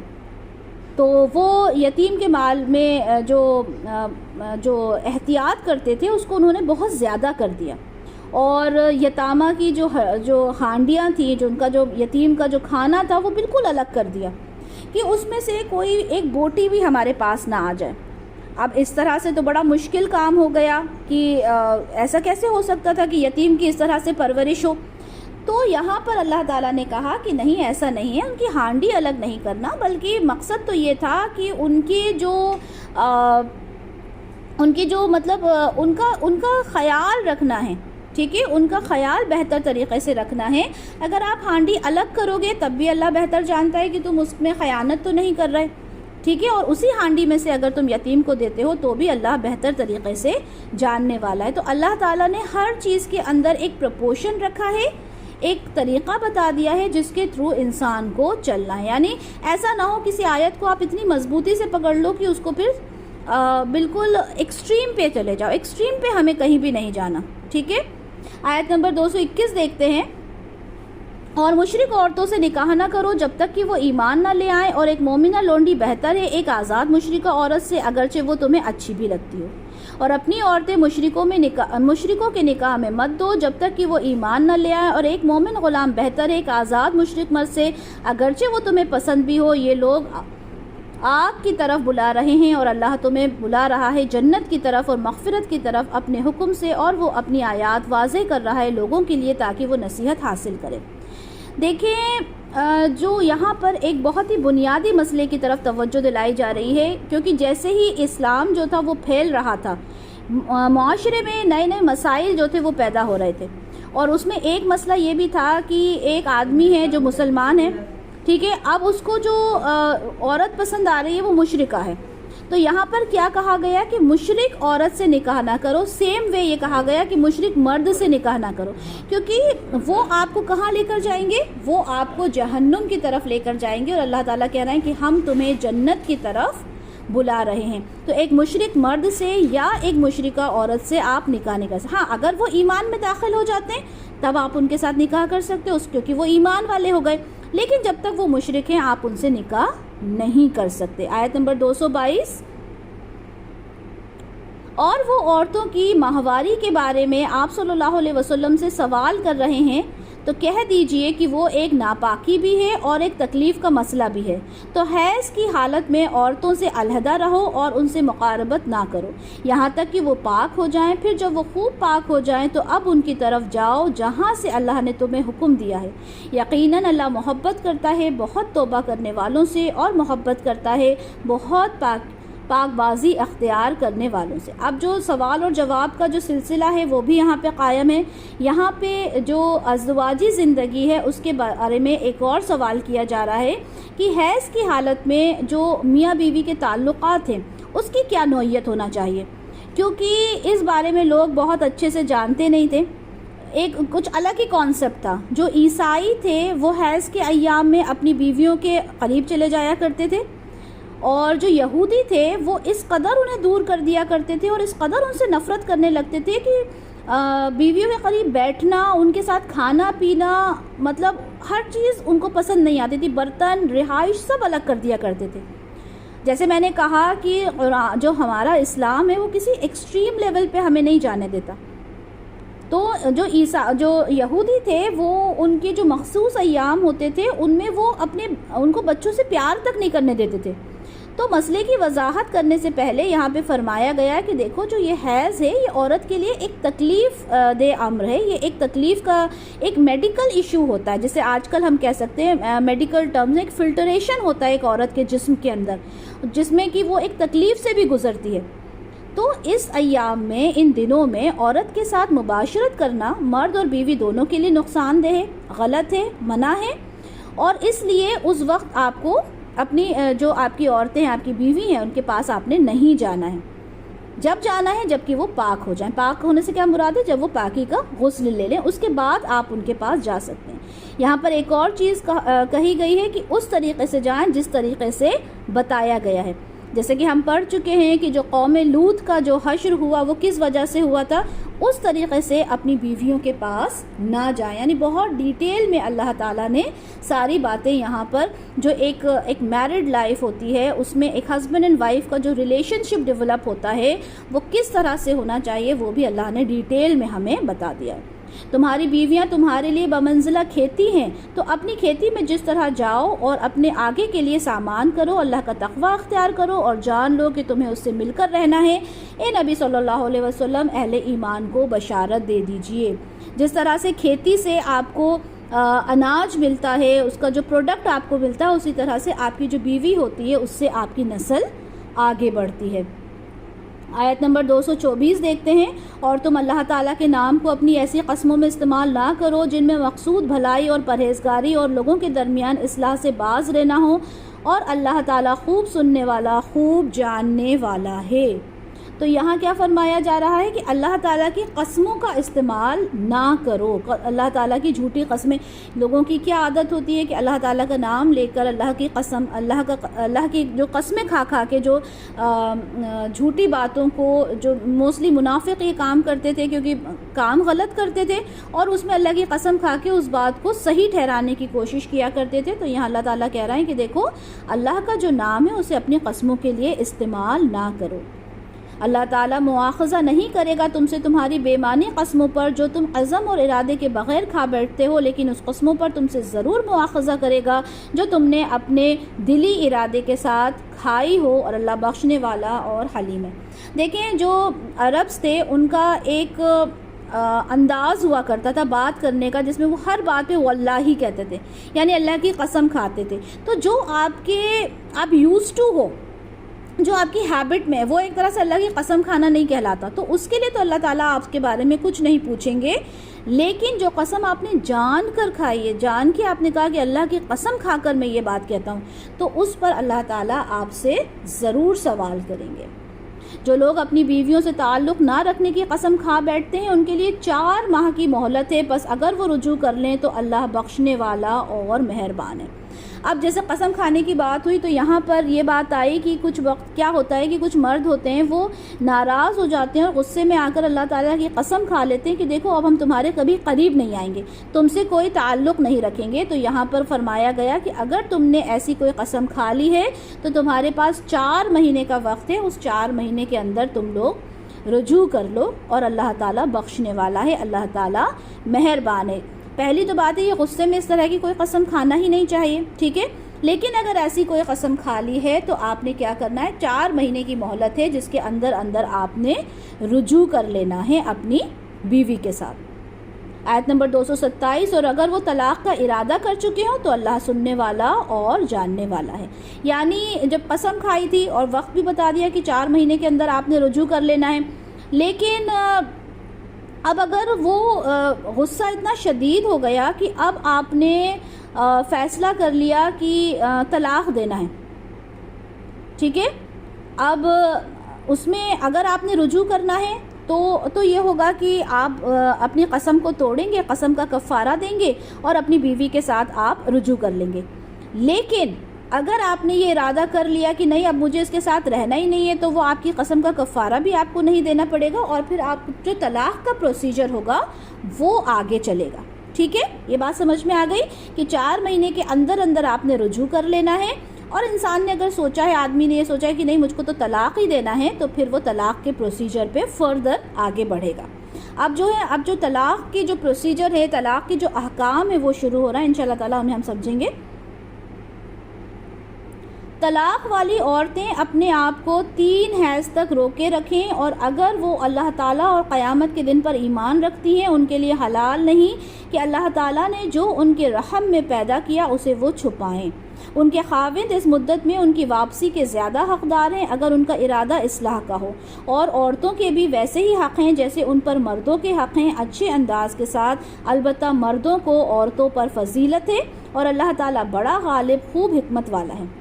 اچھا، یہاں پر جو طلاق کی جو عدت ہے وہ بھی بتا دی گئی کہ طلاق کے بعد عورتوں کے لیے 3 ماہ کی عدت ہے.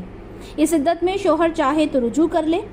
اگر اس نے 1 یا 2 طلاق دی ہیں، دیکھیں 1 طلاق دی، 2 طلاق دی، تو جو شوہر ہے وہ رجوع کر سکتا ہے، مطلب جو عدت کا وقت ہے اس میں وہ رجوع کرتا ہے. لیکن اگر اس نے تیسری طلاق دے دی تو اب رجوع نہیں کر سکتا. اس بات کو اچھے سے سمجھ لیں، 3 طلاق کے بعد رجوع نہیں ہے، 1 طلاق اور 2 طلاق کے بعد وہ رجوع کرتا ہے. اب جب طلاق اگر 1 طلاق دی، 2 طلاق دی اور اس کے بعد عدت ختم ہو گئی، ٹھیک ہے، اب عدت ختم ہو گئی، 3 مہینے گزر گئے، تو اب جو رجوع کا وقت ہے وہ ختم ہو گیا. اب عورت جو ہے وہ آزاد ہو گئی. اگر اس مدت کے اندر اس نے مرد نے رجوع کیا تو وہ اپنی بیوی سے نہیں پرمیشن لے گا رجوع کرنے کی، ٹھیک ہے. لیکن اب جو مدت ہے اس مدت کے اندر تو جو عورت ہے وہ نکاح بھی نہیں کر سکتی، ٹھیک ہے، نکاح نہیں کرے گی، وہ ہسبینڈ کے لیے ویٹ کرے گی کیونکہ ابھی جو 3 طلاقیں ہیں وہ نہیں ہوئی. اگر یہاں پر سنن ابو داؤد کی ایک حدیث ہے 2195 کہ حضرت ابن عباس رضی اللہ تعالیٰ عنہما سے مروی ہے کہ طلاق والی عورتیں اپنے آپ کو 3 حیض تک روکے رکھیں، اور انہیں حلال نہیں کہ وہ اس چیز کو چھپا لیں جو اللہ نے ان کے رحموں میں پیدا کی ہے. تو یعنی جب انسان کوئی بھی آدمی جب اپنی بیوی کو طلاق دیتا تو اس کو سب سے زیادہ وہی جو تھا وہ رجوع کرنے کا حقدار ہوتا تھا. یعنی 1 طلاق دے دی، 2 طلاق دے دی، اس کے بعد اس نے سوچا کہ نہیں میں رجوع کر لوں، تو سب سے زیادہ حقدار وہ شوہر ہوتا تھا. تو عورتوں کے لیے یہ بات بالکل غلط ہے کہ وہ اپنی جو وہ پریگننسی ہے اس کو چھپا لیں. اور ان کو ڈر کیوں ہوتا تھا؟ ان کو ڈر یہ ہوتا تھا کہ کہیں ایسا نہ ہو کہ میں اپنی پریگننسی ریویل کر دوں گی تو میرا ہسبینڈ جو ہے سابقہ جو میرا جو ابھی تو ہسبینڈ ہی ہے، تو میرا جو ہسبینڈ ہے وہ مجھ سے بچے کو لے نہ لے. تو یہ بات بالکل غلط ہے. کوئی بھی عورت اپنے ہسبینڈ سے اپنی پریگننسی کو نہیں چھپا سکتی. اسی طرح سنن ابو داؤد کی حدیث 2282 ہے کہ طلاق والی عورتیں 3 حیض انتظار کریں، تو اس میں وہ عورتیں نکال دی گئی ہیں جو حیض سے مایوس ہو جائیں، اور ان کے لیے کہا گیا تمہاری جو عورتیں حیض سے مایوس ہوں اگر تمہیں کوئی شبہ ہو تو ان کی عدت 3 ماہ ہے. اب یہ ایک سوال آتا ہے کہ جس کو حیض ہی نہ ہو اس کا کیا؟ تو اس کے لیے 3 ماہ کا وقت ہے. یہ بھی سوال بہت آتا ہے کہ جیسے جو بزرگ ہیں جن کو حیض نہیں آتا اب ان کا کیا کرنا ہے؟ تو ان کے لیے 3 ماہ کی عدت، یعنی عدت تو ضروری ہے، تو ان کے لیے 3 ماہ کی عدت ہوگی. سنن ابو داؤد کی 2282 میں اس کے بارے میں بیان کیا گیا. اچھا، سنن نسائی کی حدیث ہے 3418 کہ حضرت عبداللہ بن عمر رضی اللہ تعالیٰ عنہ سے روایت ہے کہ انہوں نے اپنی بیوی کو حیض کی حالت میں طلاق دے دی۔ اچھا دیکھیں یہاں پر ایک پوائنٹ کو کلیئر کریں کہ حیض کی حالت میں طلاق نہیں ہوتی، عورت کو پاک ہونا ہوگا جب طلاق ہو سکتی ہے، حیض کی حالت میں طلاق نہیں ہوتی۔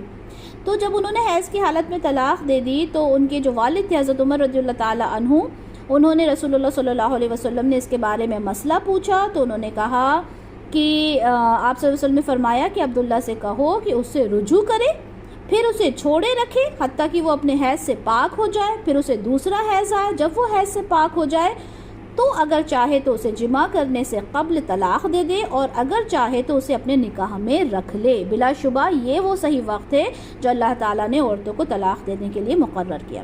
تو یہاں یہ بات کلیئر ہو گئی کہ پاکی کی حالت میں ہی کوئی مرد اپنی بیوی کو طلاق دے سکتا ہے۔ ایک اور حدیث آپ کے ساتھ شیئر کرتے ہیں کہ طلاق کی سنت کیا ہے، کہ جو جب عورت میں کی طہارت کی حالت میں، سنن نسائی کی 3423، تو جب وہ طہارت کی حالت میں ہو اس میں جمع کیے بغیر ایک طلاق دی جائے، پھر جب وہ حیض کے بعد پاک ہو جائے تو اسے دوسری طلاق دیں، جب وہ اس حیض سے پاک ہو جائے اور پھر اسے تیسری طلاق دے دی جائے، پھر اس کے بعد وہ عورت ایک حیض عدت گزارے۔ حضرت عثمان نے کہا کہ میں نے حضرت ابراہیم سے پوچھا تو انہوں نے بھی ایسا ہی کہا، یعنی جو 3 حیض ہیں اس میں رک کے ہر ایک حیض میں اس کو طلاق دی جائے گی، اور اس کے بعد جو 1 مہینہ بچے گا وہ اس کی وہاں پہ جا کے اس کی عدت جو ہے وہ کمپلیٹ ہو جائے گی۔ 3 حیض کی مدت اس لیے مقرر کی گئی کہ معلوم ہو جائے کہ عورت حاملہ ہے یا نہیں، اس کی پریگننسی ریویل ہو جائے 3 مہینے میں۔ اگر عورت حاملہ ہو لیکن وہ اپنا حمل چھپانا چاہتی ہو تاکہ جو بچہ ہے وہ اسی کے پاس رہے تو یہ بالکل بھی جائز نہیں۔ اچھا شوہروں کو یہ حق حاصل ہے کہ وہ عدت کے دوران، عدت کے اندر ہی اندر وہ رجوع کر لیں، ٹھیک ہے، رجوع کر سکتے ہیں۔ کب کر سکتے ہیں؟ پہلی یا دوسری طلاق کے بعد، لیکن اس کے ختم ہونے کے بعد وہ جو اختیار ہوتا ہے ان کا رجوع کرنے کا وہ ختم ہو جاتا ہے۔ اور عورتوں کے بھی ویسے ہی حق ہیں جیسے ان پر مردوں کے حق ہیں، اچھے انداز کے ساتھ، لیکن ہم دیکھتے ہیں کہ مردوں کو عورتوں پر فضیلت ہے اور اللہ تعالیٰ بڑا غالب اور حکمت والا ہے۔ اچھا آج کے زمانے میں اس آیت کو مس انٹرپریٹ کیا جاتا ہے، ایک غلط ہی اس کا کنکلوژن نکالا جاتا ہے۔ دیکھیں بعض نے اس کا ترجمہ یوں کیا ہے کہ عورتوں کے حقوق بھی مردوں پر ویسے ہی ہیں جیسے مردوں کے حقوق ہیں ان پر۔ اس طرح سے ترجمہ اس کا نہیں ہوگا، کیونکہ ہم جب اسلامی شریعت دیکھتے ہیں اس میں مرد اور عورت کے درمیان یعنی شوہر اور بیوی کے درمیان مساوات نہیں ہے، ایکویلٹی نہیں ہے۔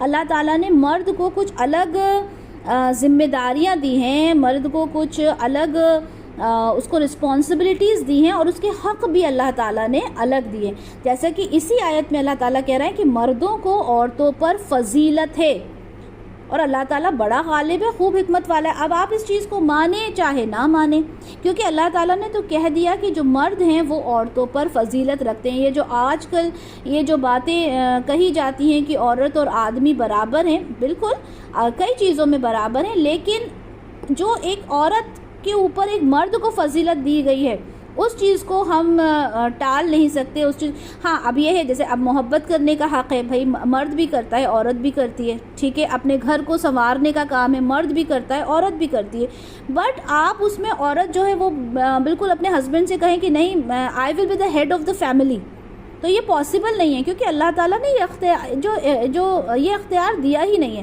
تو ہم کون ہوتے ہیں کہ اللہ تعالیٰ کے فیصلے کو ہم بدل سکیں؟ ٹھیک ہے، اس بات کا خیال رکھنا ہے۔ آیت نمبر 229، طلاق 2 مرتبہ ہے، پھر یا تو معروف طریقے سے روک لینا ہے یا پھر خوبصورتی کے ساتھ رخصت کرنا ہے، اور تمہارے لیے یہ جائز نہیں کہ جو کچھ تم نے انہیں دیا تھا اس میں سے کچھ بھی واپس لو، سوائے اس کے کہ دونوں کو اندیشہ ہو کہ وہ حدود اللہ کو قائم نہیں رکھ سکیں گے۔ پس اگر تمہیں یہ اندیشہ ہو تو وہ دونوں حدود الہی پر قائم نہیں رہ سکتے، تو ان دونوں پر اس معاملے میں کوئی گناہ نہیں جو عورت فدیہ میں دے، یہ اللہ کی حدود ہے، بس ان سے تجاوز مت کرو، اور جو لوگ اللہ کی حدود سے تجاوز کرتے ہیں وہی ظالم ہیں۔ اب اس آیت کو سمجھ لیتے ہیں۔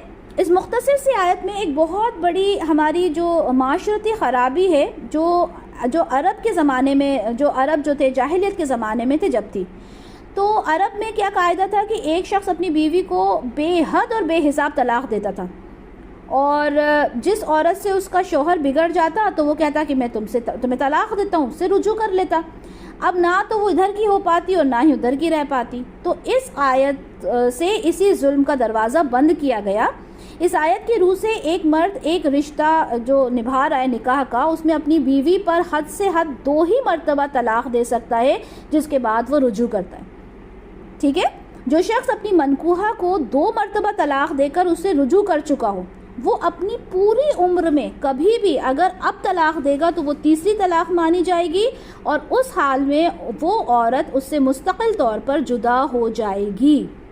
یعنی مرد کو صرف 2 ہی طلاق دینے کا حق ہوگا تاکہ وہ رجوع کر لے۔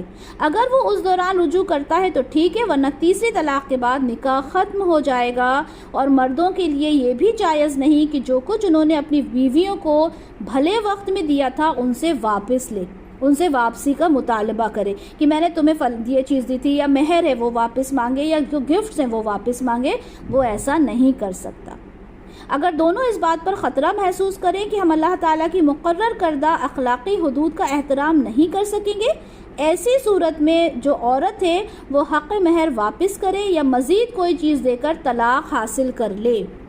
یہ کون سی بات ہو رہی ہے؟ یہ خلا کی بات ہو رہی ہے کہ اگر عورت کو یہ لگتا ہے کہ میں نہیں رہ سکتی تو وہ کیا کرے گی؟ یا تو حق مہر کو واپس کرے گی یا کوئی اور مزید چیز دے کر اپنا جو طلاق ہے وہ حاصل کر لے گی، اور اس لین دین میں دونوں پر کوئی گناہ نہیں ہوگا۔ یہ اللہ تعالیٰ کی مقرر کردہ حدود ہیں جن میں کسی صورت بھی تجاوز نہیں ہونا چاہیے۔ اللہ تعالیٰ اللہ تعالیٰ نے جو حدود ہیں جو مقرر کر دی ہیں اس کے لیے واضح فرما دیا ہے کہ تم احترام کرو اور ان کا حدود سمجھ جاؤ۔ شریعت کی اصلاح میں اسے خلا کہتے ہیں، یعنی ایک عورت کا اپنے شوہر کو کچھ دے دلا کر اس سے طلاق حاصل کرنے کو خلا کہا جاتا ہے۔ لیکن ایک بار یہ سمجھ لیں، سنن ابو داؤد کی حدیث ہے 2226 کہ رسول اللہ صلی اللہ علیہ وسلم نے فرمایا، جو عورت بغیر کسی وجہ کے اپنے شوہر سے طلاق مانگتی ہے اس پر جنت کی خوشبو حرام ہو جاتی ہے۔ سوچیں، جنت کی خوشبو تک حرام ہو جاتی ہے جو بغیر کسی وجہ کے، کیونکہ آج کل یہ ٹرینڈ ہو گیا ہے نا کہ ذرا کچھ بات ہوئی تو ہم، کیونکہ عورتوں کو بھی اللہ تعالیٰ نے اختیار دیا ہے تو خلا لے لیں، لیکن ایسا نہیں ہے۔ اللہ تعالیٰ کیا فرما رہا ہے رسول اللہ علیہ وسلم کہ بغیر کسی ریزن کے اگر کوئی عورت طلاق مانگتی ہے تو اس پر جنت کی خوشبو بھی حرام ہوگی۔ سنن ترمذی کی حدیث 1185 میں اس کی عدت بتائی گئی ہے کہ جب خلا لیا جائے تو ایک حیض جو ہوگی وہ اس کی عدت ہوگی، ٹھیک ہے۔ خلا لینے کی عدت کتنی ہے؟ ایک حیض عدت ہے۔ تو خلا کی صورت میں جو طلاق دی جاتی ہے وہ اس میں رجوع نہیں ہوتا، ٹھیک ہے، وہ بائنہ ہوتی ہے، کیونکہ عورت نے معاوضہ دے کر اسے مطلب جو معاوضہ دے کر ایک طرح سے طلاق کو خریدا ہوتا ہے، اس لیے شوہر کو یہ حق باقی نہیں رہتا کہ اس طلاق سے رجوع کر سکے۔ ہاں، لیکن اگر یہی مرد اور یہی عورت پھر ایک دوسرے سے راضی ہو جائیں اور دوبارہ نکاح کرنا چاہیں تو یہ کر سکتے ہیں، ٹھیک ہے۔ بہت زیادہ احکام ہے، بہت ساری چیزیں ہیں سمجھنے کی، ٹھیک ہے۔ اس لیکچر کو بار بار سنیے گا تو انشاءاللہ تعالیٰ چیزیں کلیئر ہو جائیں گی۔ میں نے کوشش کی ہے کہ ہر ایک چیز کو بہت اچھے سے سمجھا سکوں، لیکن ٹائم کی بھی کمی رہتی ہے، اس وجہ سے تھوڑا سا مجھے فاسٹ چلنا پڑ رہا ہے۔ تو بس اس بات کا خیال رکھیں کہ اگر 2 طلاق دے دیے تو آپ جو مرد ہے وہ رجوع کر سکتا ہے، تیسرا طلاق ہو گیا تو رجوع نہیں کر سکتا، پہلی چیز۔ دوسری چیز یہ کہ اگر عورت کو طلاق چاہیے ہوتا ہے تو وہ خلا لے گی، اس ڈیوریشن میں اس کو جو حق مہر ہے وہ اس کو لوٹانا پڑے گا، یا جو اگر نہیں دیا ہے تو معاف کرنا ہوگا، یا پھر کچھ بھی فدیہ دے کر اس کو طلاق وہ لے سکتی ہے۔ لیکن یہ ایک اچھا عمل نہیں ہے، رسول اللہ علیہ وسلم کو یہ چیز پسند نہیں تھی۔ بہت زیادہ ضروری ہے تو عورت خلا لے سکتی ہے اگر جینیون ریزن ہے تو۔ اس میں عدت بتا دی گئی کہ جو طلاق کی عدت ہے وہ کتنی ہے؟ 3 مہینے ہے، خلا کی عدت 1 مہینہ ہے، ٹھیک ہے۔ اب امید کرتی ہوں اتنی چیزیں آپ لوگوں کو سمجھ میں آ چکی ہوں گی۔ اچھا، نیکسٹ آیت دیکھتے ہیں۔ اور اگر وہ تیسری مرتبہ اسے طلاق دے دے، اب اس آیت میں ہم غور سے سنیے گا، اب تیسری بار بھی جب طلاق ہو گئی تو آگے کے ڈیسیجنز کیا ہوں گے، کیا فردر ہوگا، اس میں ہم دیکھتے ہیں۔ اگر وہ تیسری مرتبہ اسے طلاق دے دے تو وہ عورت اس کے بعد اس کے لیے جائز نہیں، جب تک کہ وہ عورت کسی اور شوہر سے نکاح نہ کرے۔ پس اگر وہ اس کو طلاق دے دے تو اب کوئی گناہ نہیں ہوگا ان دونوں پر کہ وہ مراجعت کر لیں، اگر ان کو یہ یقین ہو کہ وہ اللہ کی حدود کی پاسداری کر سکیں گے، اور یہ اللہ کی مقرر کردہ حدود ہیں جن کو وہ واضح کر رہا ہے ان لوگوں کے لیے جو علم حاصل کرنا چاہتے ہیں۔ اچھا، اب دیکھیں، جب تیسری طلاق ہو گئی، اگر کوئی شخص پھر اسی عورت سے نکاح کرنا چاہے تو وہ نہیں کر سکتا، ٹھیک ہے، نہیں کر سکتا، کیونکہ اب اس نے 3 طلاق دے دی۔ اب ہوا کیا کہ اب اس عورت کا نکاح کہیں اور ہو گیا۔ اس کو بہت غور سے سنیے گا، کیونکہ یہاں پہ جو بات ہو رہی ہے وہ حلالہ کے بارے میں، ٹھیک ہے، اور حلالہ کو ہم نے بہت غلط سمجھ رکھا ہے، میں بھی بہت اچھے سے نہیں سمجھتی تھی کہ حلالہ کیا ہے، ٹھیک ہے۔ تو حلالہ کو بہت اچھے سے سمجھنے کی ضرورت ہے۔ اب عورت نے کیا کیا، عورت کی شادی ہو گئی کہیں اور، رائٹ، اب اس نے شادی کر لی، اب اس کو یہ لگا کہ یار میں تو اس ہسبینڈ سے بھی خوش نہیں ہوں، تو اس نے کہا کہ میں اس سیکنڈ شوہر سے طلاق لے لیتی ہوں، رائٹ۔ اب اس نے سیکنڈ شوہر سے طلاق لے لی، اب وہ یہ سوچتی ہے کہ اب میں نے شوہر سے طلاق لے لی، اب میں دوبارہ کس سے شادی کروں؟ اب وہ تیسرے مرد سے شادی کرے تو اس سے بہتر اس نے سوچا کہ جو میرا پہلا مرد تھا، جو میرا فرسٹ ہسبینڈ تھا، کیوں نہ میں اسی سے دوبارہ نکاح کر لوں۔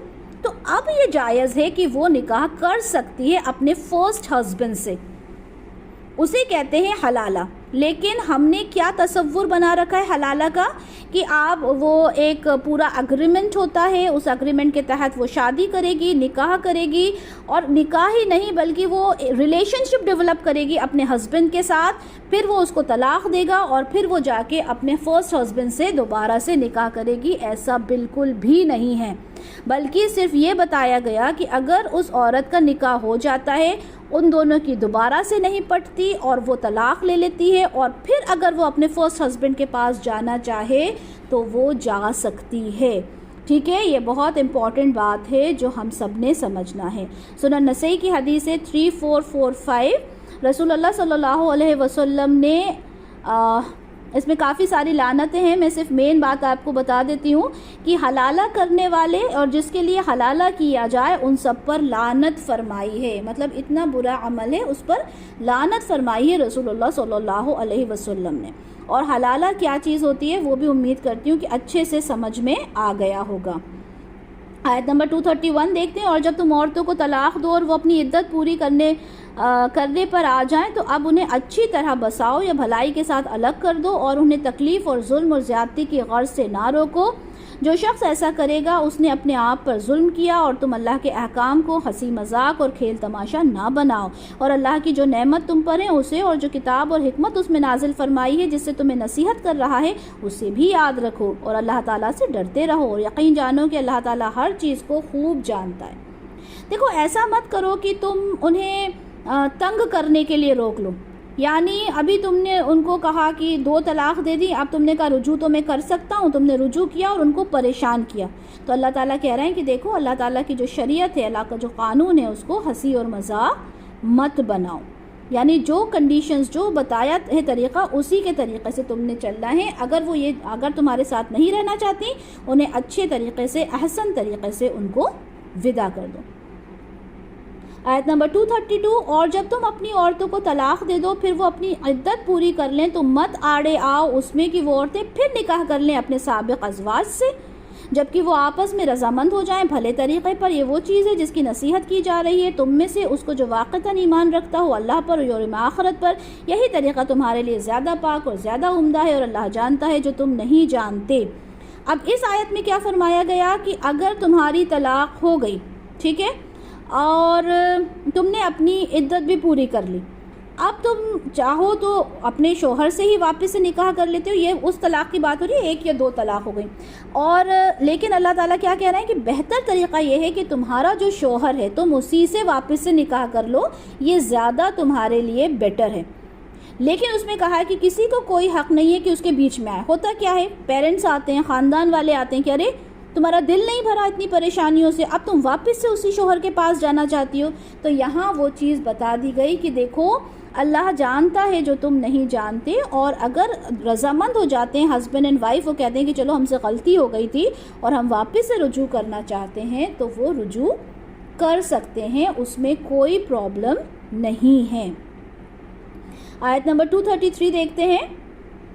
اور مائیں اپنی اولاد کو دودھ پلائیں پورے 2 سال اس شخص کے لیے جو مدت رضاعت پوری کرانا چاہتا ہے، اور بچے والے کی ذمے ہے بچے کی ماؤں کا کھانا اور کپڑا، اور دستور کے مطابق کسی پر ذمہ داری نہیں ڈالی جاتی مگر اس کی وسعت کے مطابق، نہ تو تکلیف پہنچائی جائے کسی والدہ کو اپنے بچے کی وجہ سے، اور نہ اس کو جس کا کہ بچہ ہے یعنی باپ کو اس کے بچے کی وجہ سے، اور وارث پر بھی اسی طرح کی ذمہ داری ہے. پھر اگر ماں باپ چاہیں کہ دودھ چھڑا لیں 2 برس کے اندر ہی باہمی رضامندی اور صلاح سے، تو ان دونوں پر کچھ گناہ نہیں. اگر تم اپنے بچوں کو کسی اور سے دودھ پلوانا چاہو تو بھی تم پر کوئی گناہ نہیں، جبکہ تم بچے کی ماں کو وہ سب کچھ دے رہے ہو جس کا تم نے دینا ٹھہرایا تھا دستور کے موافق. اور اللہ کا تقوی اختیار کرو اور جان لو جو کچھ تم کر رہے ہو اللہ تعالیٰ اسے دے رہا ہے یا دیکھ رہا ہے. یعنی طلاق دینے والا شوہر اگر یہ چاہتا ہے کہ جس وائف سے اس کی طلاق ہوئی ہے اس کے بعد اس بچے کو وہ دودھ پلائے اور جو 2 سال کا جو ڈیوریشن ہوتا ہے اسے وہ پوری کرے،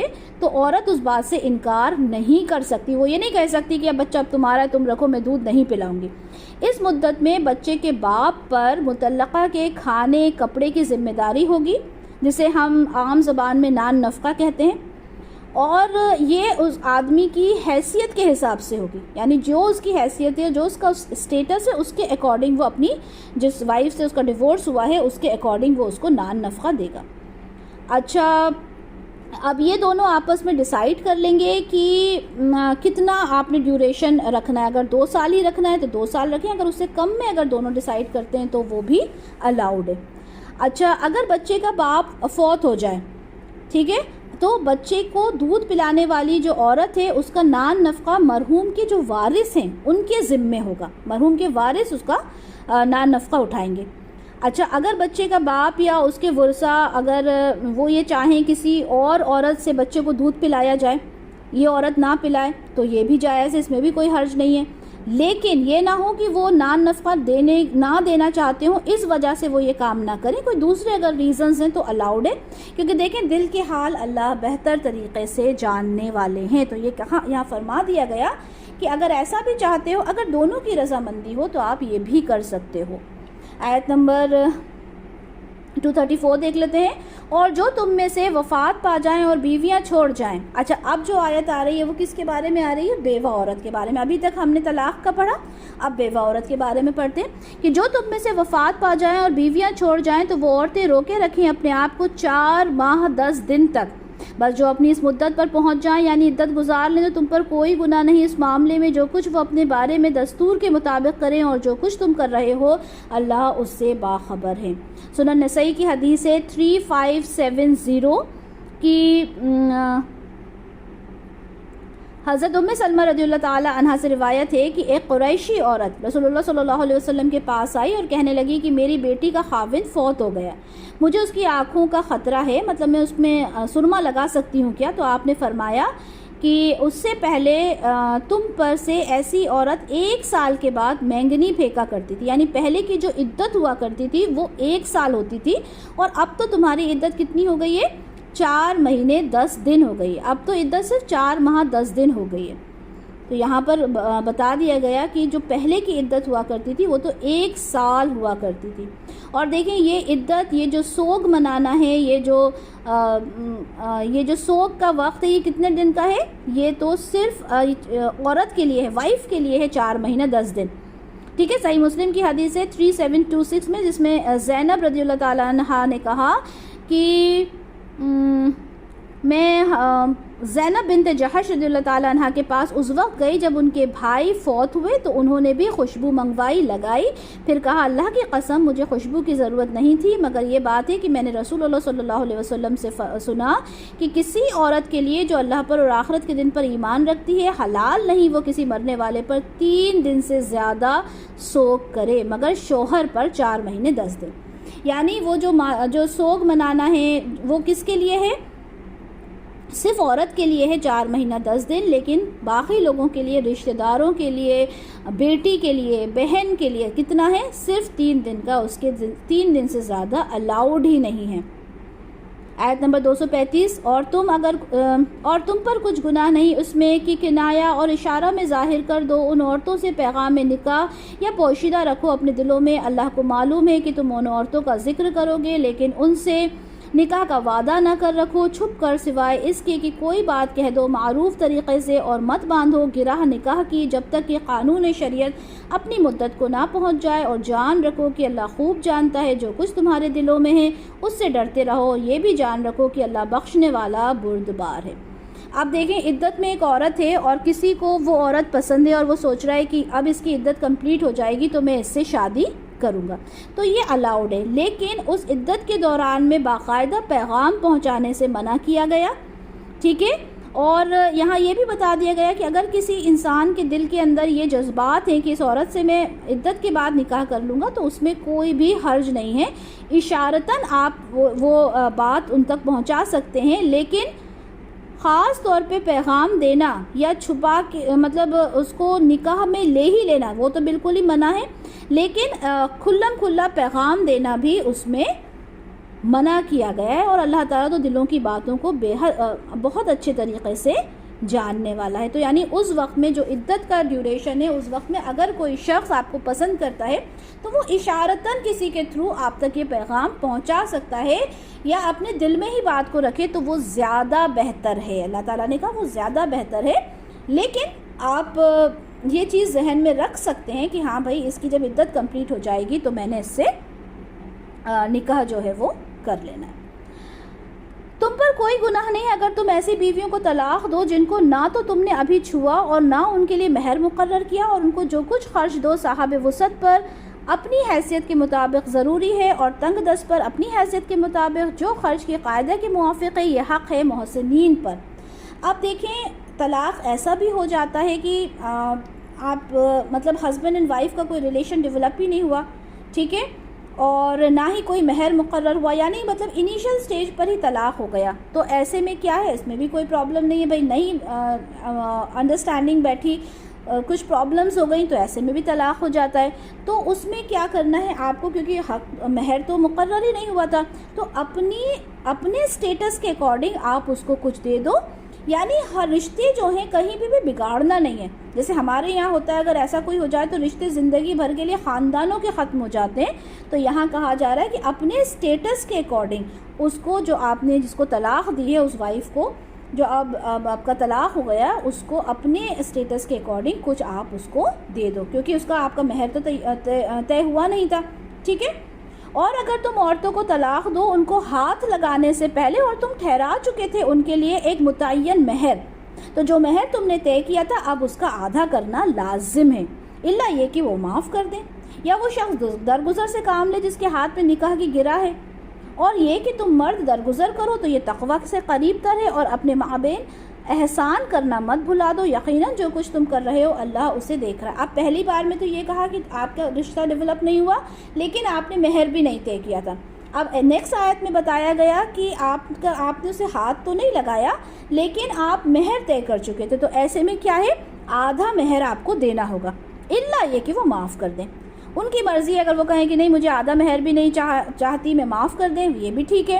یا پھر وہ جو شخص ہے وہ درگزر سے کام لے، وہ شخص اگر وہ چاہے کہ چلیں بھائی ہم پورا ہی دے دیتے ہیں تو وہ بھی الاؤڈ ہے۔ مطلب جتنا اچھا آپ کرنا چاہتے ہو، جتنا بہتر آپ کرنا چاہتے ہو وہ آپ کر سکتے ہو اپنے اکارڈنگ، ٹھیک ہے۔ لیکن طریقہ کیا ہے وہ بھی بتا دیا گیا۔ طریقہ یہ ہے کہ آپ کو آدھا مہر دینا ہے، وہ لازمی ہے۔ اب ڈیپینڈ کرتا ہے آپ کی میوچول انڈرسٹینڈنگ میں، چاہے عورت معاف کر دے چاہے شوہر پورا دے دے، ٹھیک ہے۔ لیکن اگر جو اللہ کی طرف سے ہے وہ ہے کہ آپ کو آدھا مہر تو دینا ہی ہے۔ محافظت کرو تمام نمازوں کی اور خاص طور پر بیچ والی نماز کی، اور کھڑے ہو کر اللہ کے سامنے پورے ادب کے ساتھ۔ اب دیکھیں یہاں پر جو ایک سلسلہ چل رہا تھا ایک طلاق کا، اس کو بیچ میں سے روک کر یہاں پہ نماز کی حفاظت کی بات کی گئی ہے، اور خاص طور پر درمیانی نماز کی حفاظت کرنے کا حکم دیا گیا۔ اگر کوئی شخص شریعت کی ہدایت کے مطابق نماز ادا کرے اور اس کے تقاضے سمجھنے کی طرف توجہ دے تو نمازی دین اور دنیا کی ذمہ داریوں کے حوالے سے ایک منفرد اور ایک ذمہ دار شخص بن جاتا ہے۔ یعنی دیکھیں نماز کو یہاں بیچ میں لانے کا کیا مقصد ہے کہ اگر آپ نماز کے اکارڈنگ چلتے ہو، اس کو اگر آپ اہمیت دیتے ہو، یعنی نماز کو ذمہ داری سے ادا کرتے ہو، تو اس کا مطلب یہ ہے کہ وہ آپ باقی دنیا کی ذمہ داریوں کو بھی اچھے سے نبھا سکتے ہو۔ ہم دیکھتے ہیں نماز کا ذکر بار بار قرآن میں آتا ہے، تو نماز کا ذکر آنے کا ہمیشہ کوئی نہ کوئی مقصد ہوتا ہے۔ جو شخص نماز کی پابندی اور اسے احسن انداز سے ادا نہیں کرتا، وہ اپنی دوسری ذمہ داریاں کیا نبھائے گا؟ سوچیں، جو نماز کو رسپانسبلٹی نہیں سمجھتا، وہ پھر یہ ساری رسپانسبلٹیز کو کیسے نبھا سکتا ہے؟ رسول اللہ صلی اللہ علیہ وسلم نے فرمایا کہ وہی شخص اعلیٰ اخلاق اور کردار کا مالک ہے جو اپنے اہل خانہ کے ساتھ بہتر طریقے سے رہتا ہے۔ تو یہاں کیا معلوم ہوا کہ جو معاشرتی اور ازدواجی مسائل ہیں اس کے درمیان نماز کی حفاظت کا حکم کیوں آیا؟ کیونکہ اپنی ذمہ داریوں کو انسان پہ پہچانے، جس طرح سے نماز اس کی ذمہ داری ہے اسی طرح سے یہ ذمہ داریاں بھی ضروری ہے۔ یہاں پہ خاص طور پر بیچ والی نماز کے بارے میں بات کی گئی، اور بیچ والی نماز کون سی ہوتی ہے؟ عصر کی نماز ہوتی ہے۔ 2 نمازیں دیکھیں اس سے پہلے ہوتی ہیں، 2 نمازیں اس کے بعد ہوتی ہیں، تو بیچ والی نماز عصر کی نماز ہوتی ہے۔ نبی کریم صلی اللہ علیہ وسلم نے فرمایا، صحیح بخاری کی حدیث ہے 3223، جس میں جو ڈیوٹیز ہوتی ہیں فرشتوں کی وہ کب چینج ہوتی ہیں؟ فجر میں اور عصر میں۔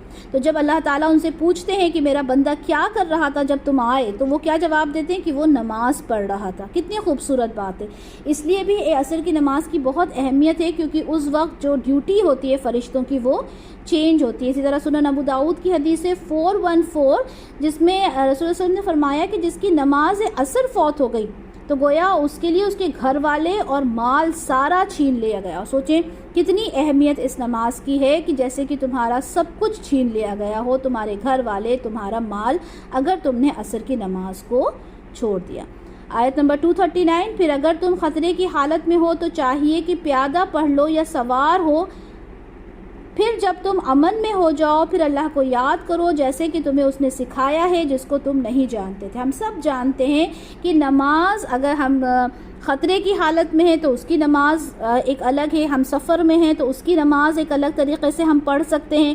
تو اس طرح سے نماز کو ہم مختصر کر سکتے ہیں، لیکن نماز تو تم پر فرض ہے، اور اس کے بعد تم اسی طرح سے نماز پڑھو جس طرح سے تمہیں سکھایا گیا، جیسے کہ رسول اللہ صلی اللہ علیہ وسلم فرمایا کہ تم اس طرح نماز پڑھو جیسے تم نے مجھے نماز پڑھتے ہوئے دیکھا ہے۔ صحیح بخاری کی حدیث ہے یہ 631، کہ اس طرح نماز پڑھو جس طرح تم نے مجھے نماز پڑھتے ہوئے دیکھا ہے۔ آیت نمبر 240 دیکھتے ہیں، اور جو لوگ تم میں سے وفات دے دیے جائیں اور وہ چھوڑ جائیں بیویوں کو تو وہ وصیت کر جائیں اپنی بیویوں کے لیے 1 سال تک کے لیے نان نفقہ کی بغیر اس کے کہ انہیں گھروں سے نکالا جائے۔ پھر اگر وہ عورتیں خود نکل جائیں تو تم پر اس کا کوئی گناہ نہیں، جو کچھ وہ اپنے حق میں معروف طریقے سے کریں، اور یقیناً اللہ تعالیٰ زبردست ہے، حکمت والا ہے۔ آپ دیکھیں ایک انسان جب فوت ہوا اور وہ وراثت کر کے گیا تھا کہ 1 سال تک کے لیے جو میری بیوی ہے اس کو جو نان نفقہ ہے وہ اس کے جو میرے جو وارث ہیں وہ کریں گے۔ تو یہاں فرمایا گیا کہ ایسا نہ ہو کہ ان بیواؤں کو فوراً گھر سے نکال دیا جائے کہ جب بھائی اب نکلو، اب جس سے تمہاری شادی ہوئی تھی وہ تو فوت ہو گیا۔ تو ایسا نہیں ہے، بلکہ 1 سال کے لیے انہیں گھر سے نہیں نکالا جائے، ان کا نان نفقہ دیا جائے۔ اچھا، یہ جو آیت نازل ہوئی ہے اس کے نزول تک قانون وراثت ابھی آیا نہیں تھا، جو وراثت کے بارے میں ہم انشاءاللہ تعالیٰ آگے پڑھیں گے۔ تو وراثت کا قانون آیا نہیں تھا، تو اس لیے بیواؤں کے بارے میں وصیت کا یہ جو حکم ہے یہ آیا۔ اور پھر اس کے بعد یہ جب وراثت کے بارے میں پتہ چل گیا کہ والدین کو اتنا حق ہے، اولاد کو اتنا ہے، وائف کو اتنا ہے، تو پھر یہ جو آیت تھی وہ منسوخ ہو گئی. ٹھیک ہے, جو ایک یہ جو وراثت والی جو کانسیپٹ ہے, ہم سب جانتے ہیں کہ وراثت والا کانسیپٹ جو تھا وہ جو وصیت والا جو کانسیپٹ تھا وہ وراثت جو جب آیت آئی تو وہ منسوخ ہو گئی تھی. ٹھیک ہے, اور مطلقہ عورتوں کو بھی ساز و سامان زندگی کے دینا ہے معروف طریقے پر, یہ لازم ہے پرہیزگاروں پر. اب جو مطلقہ عورت ہے جب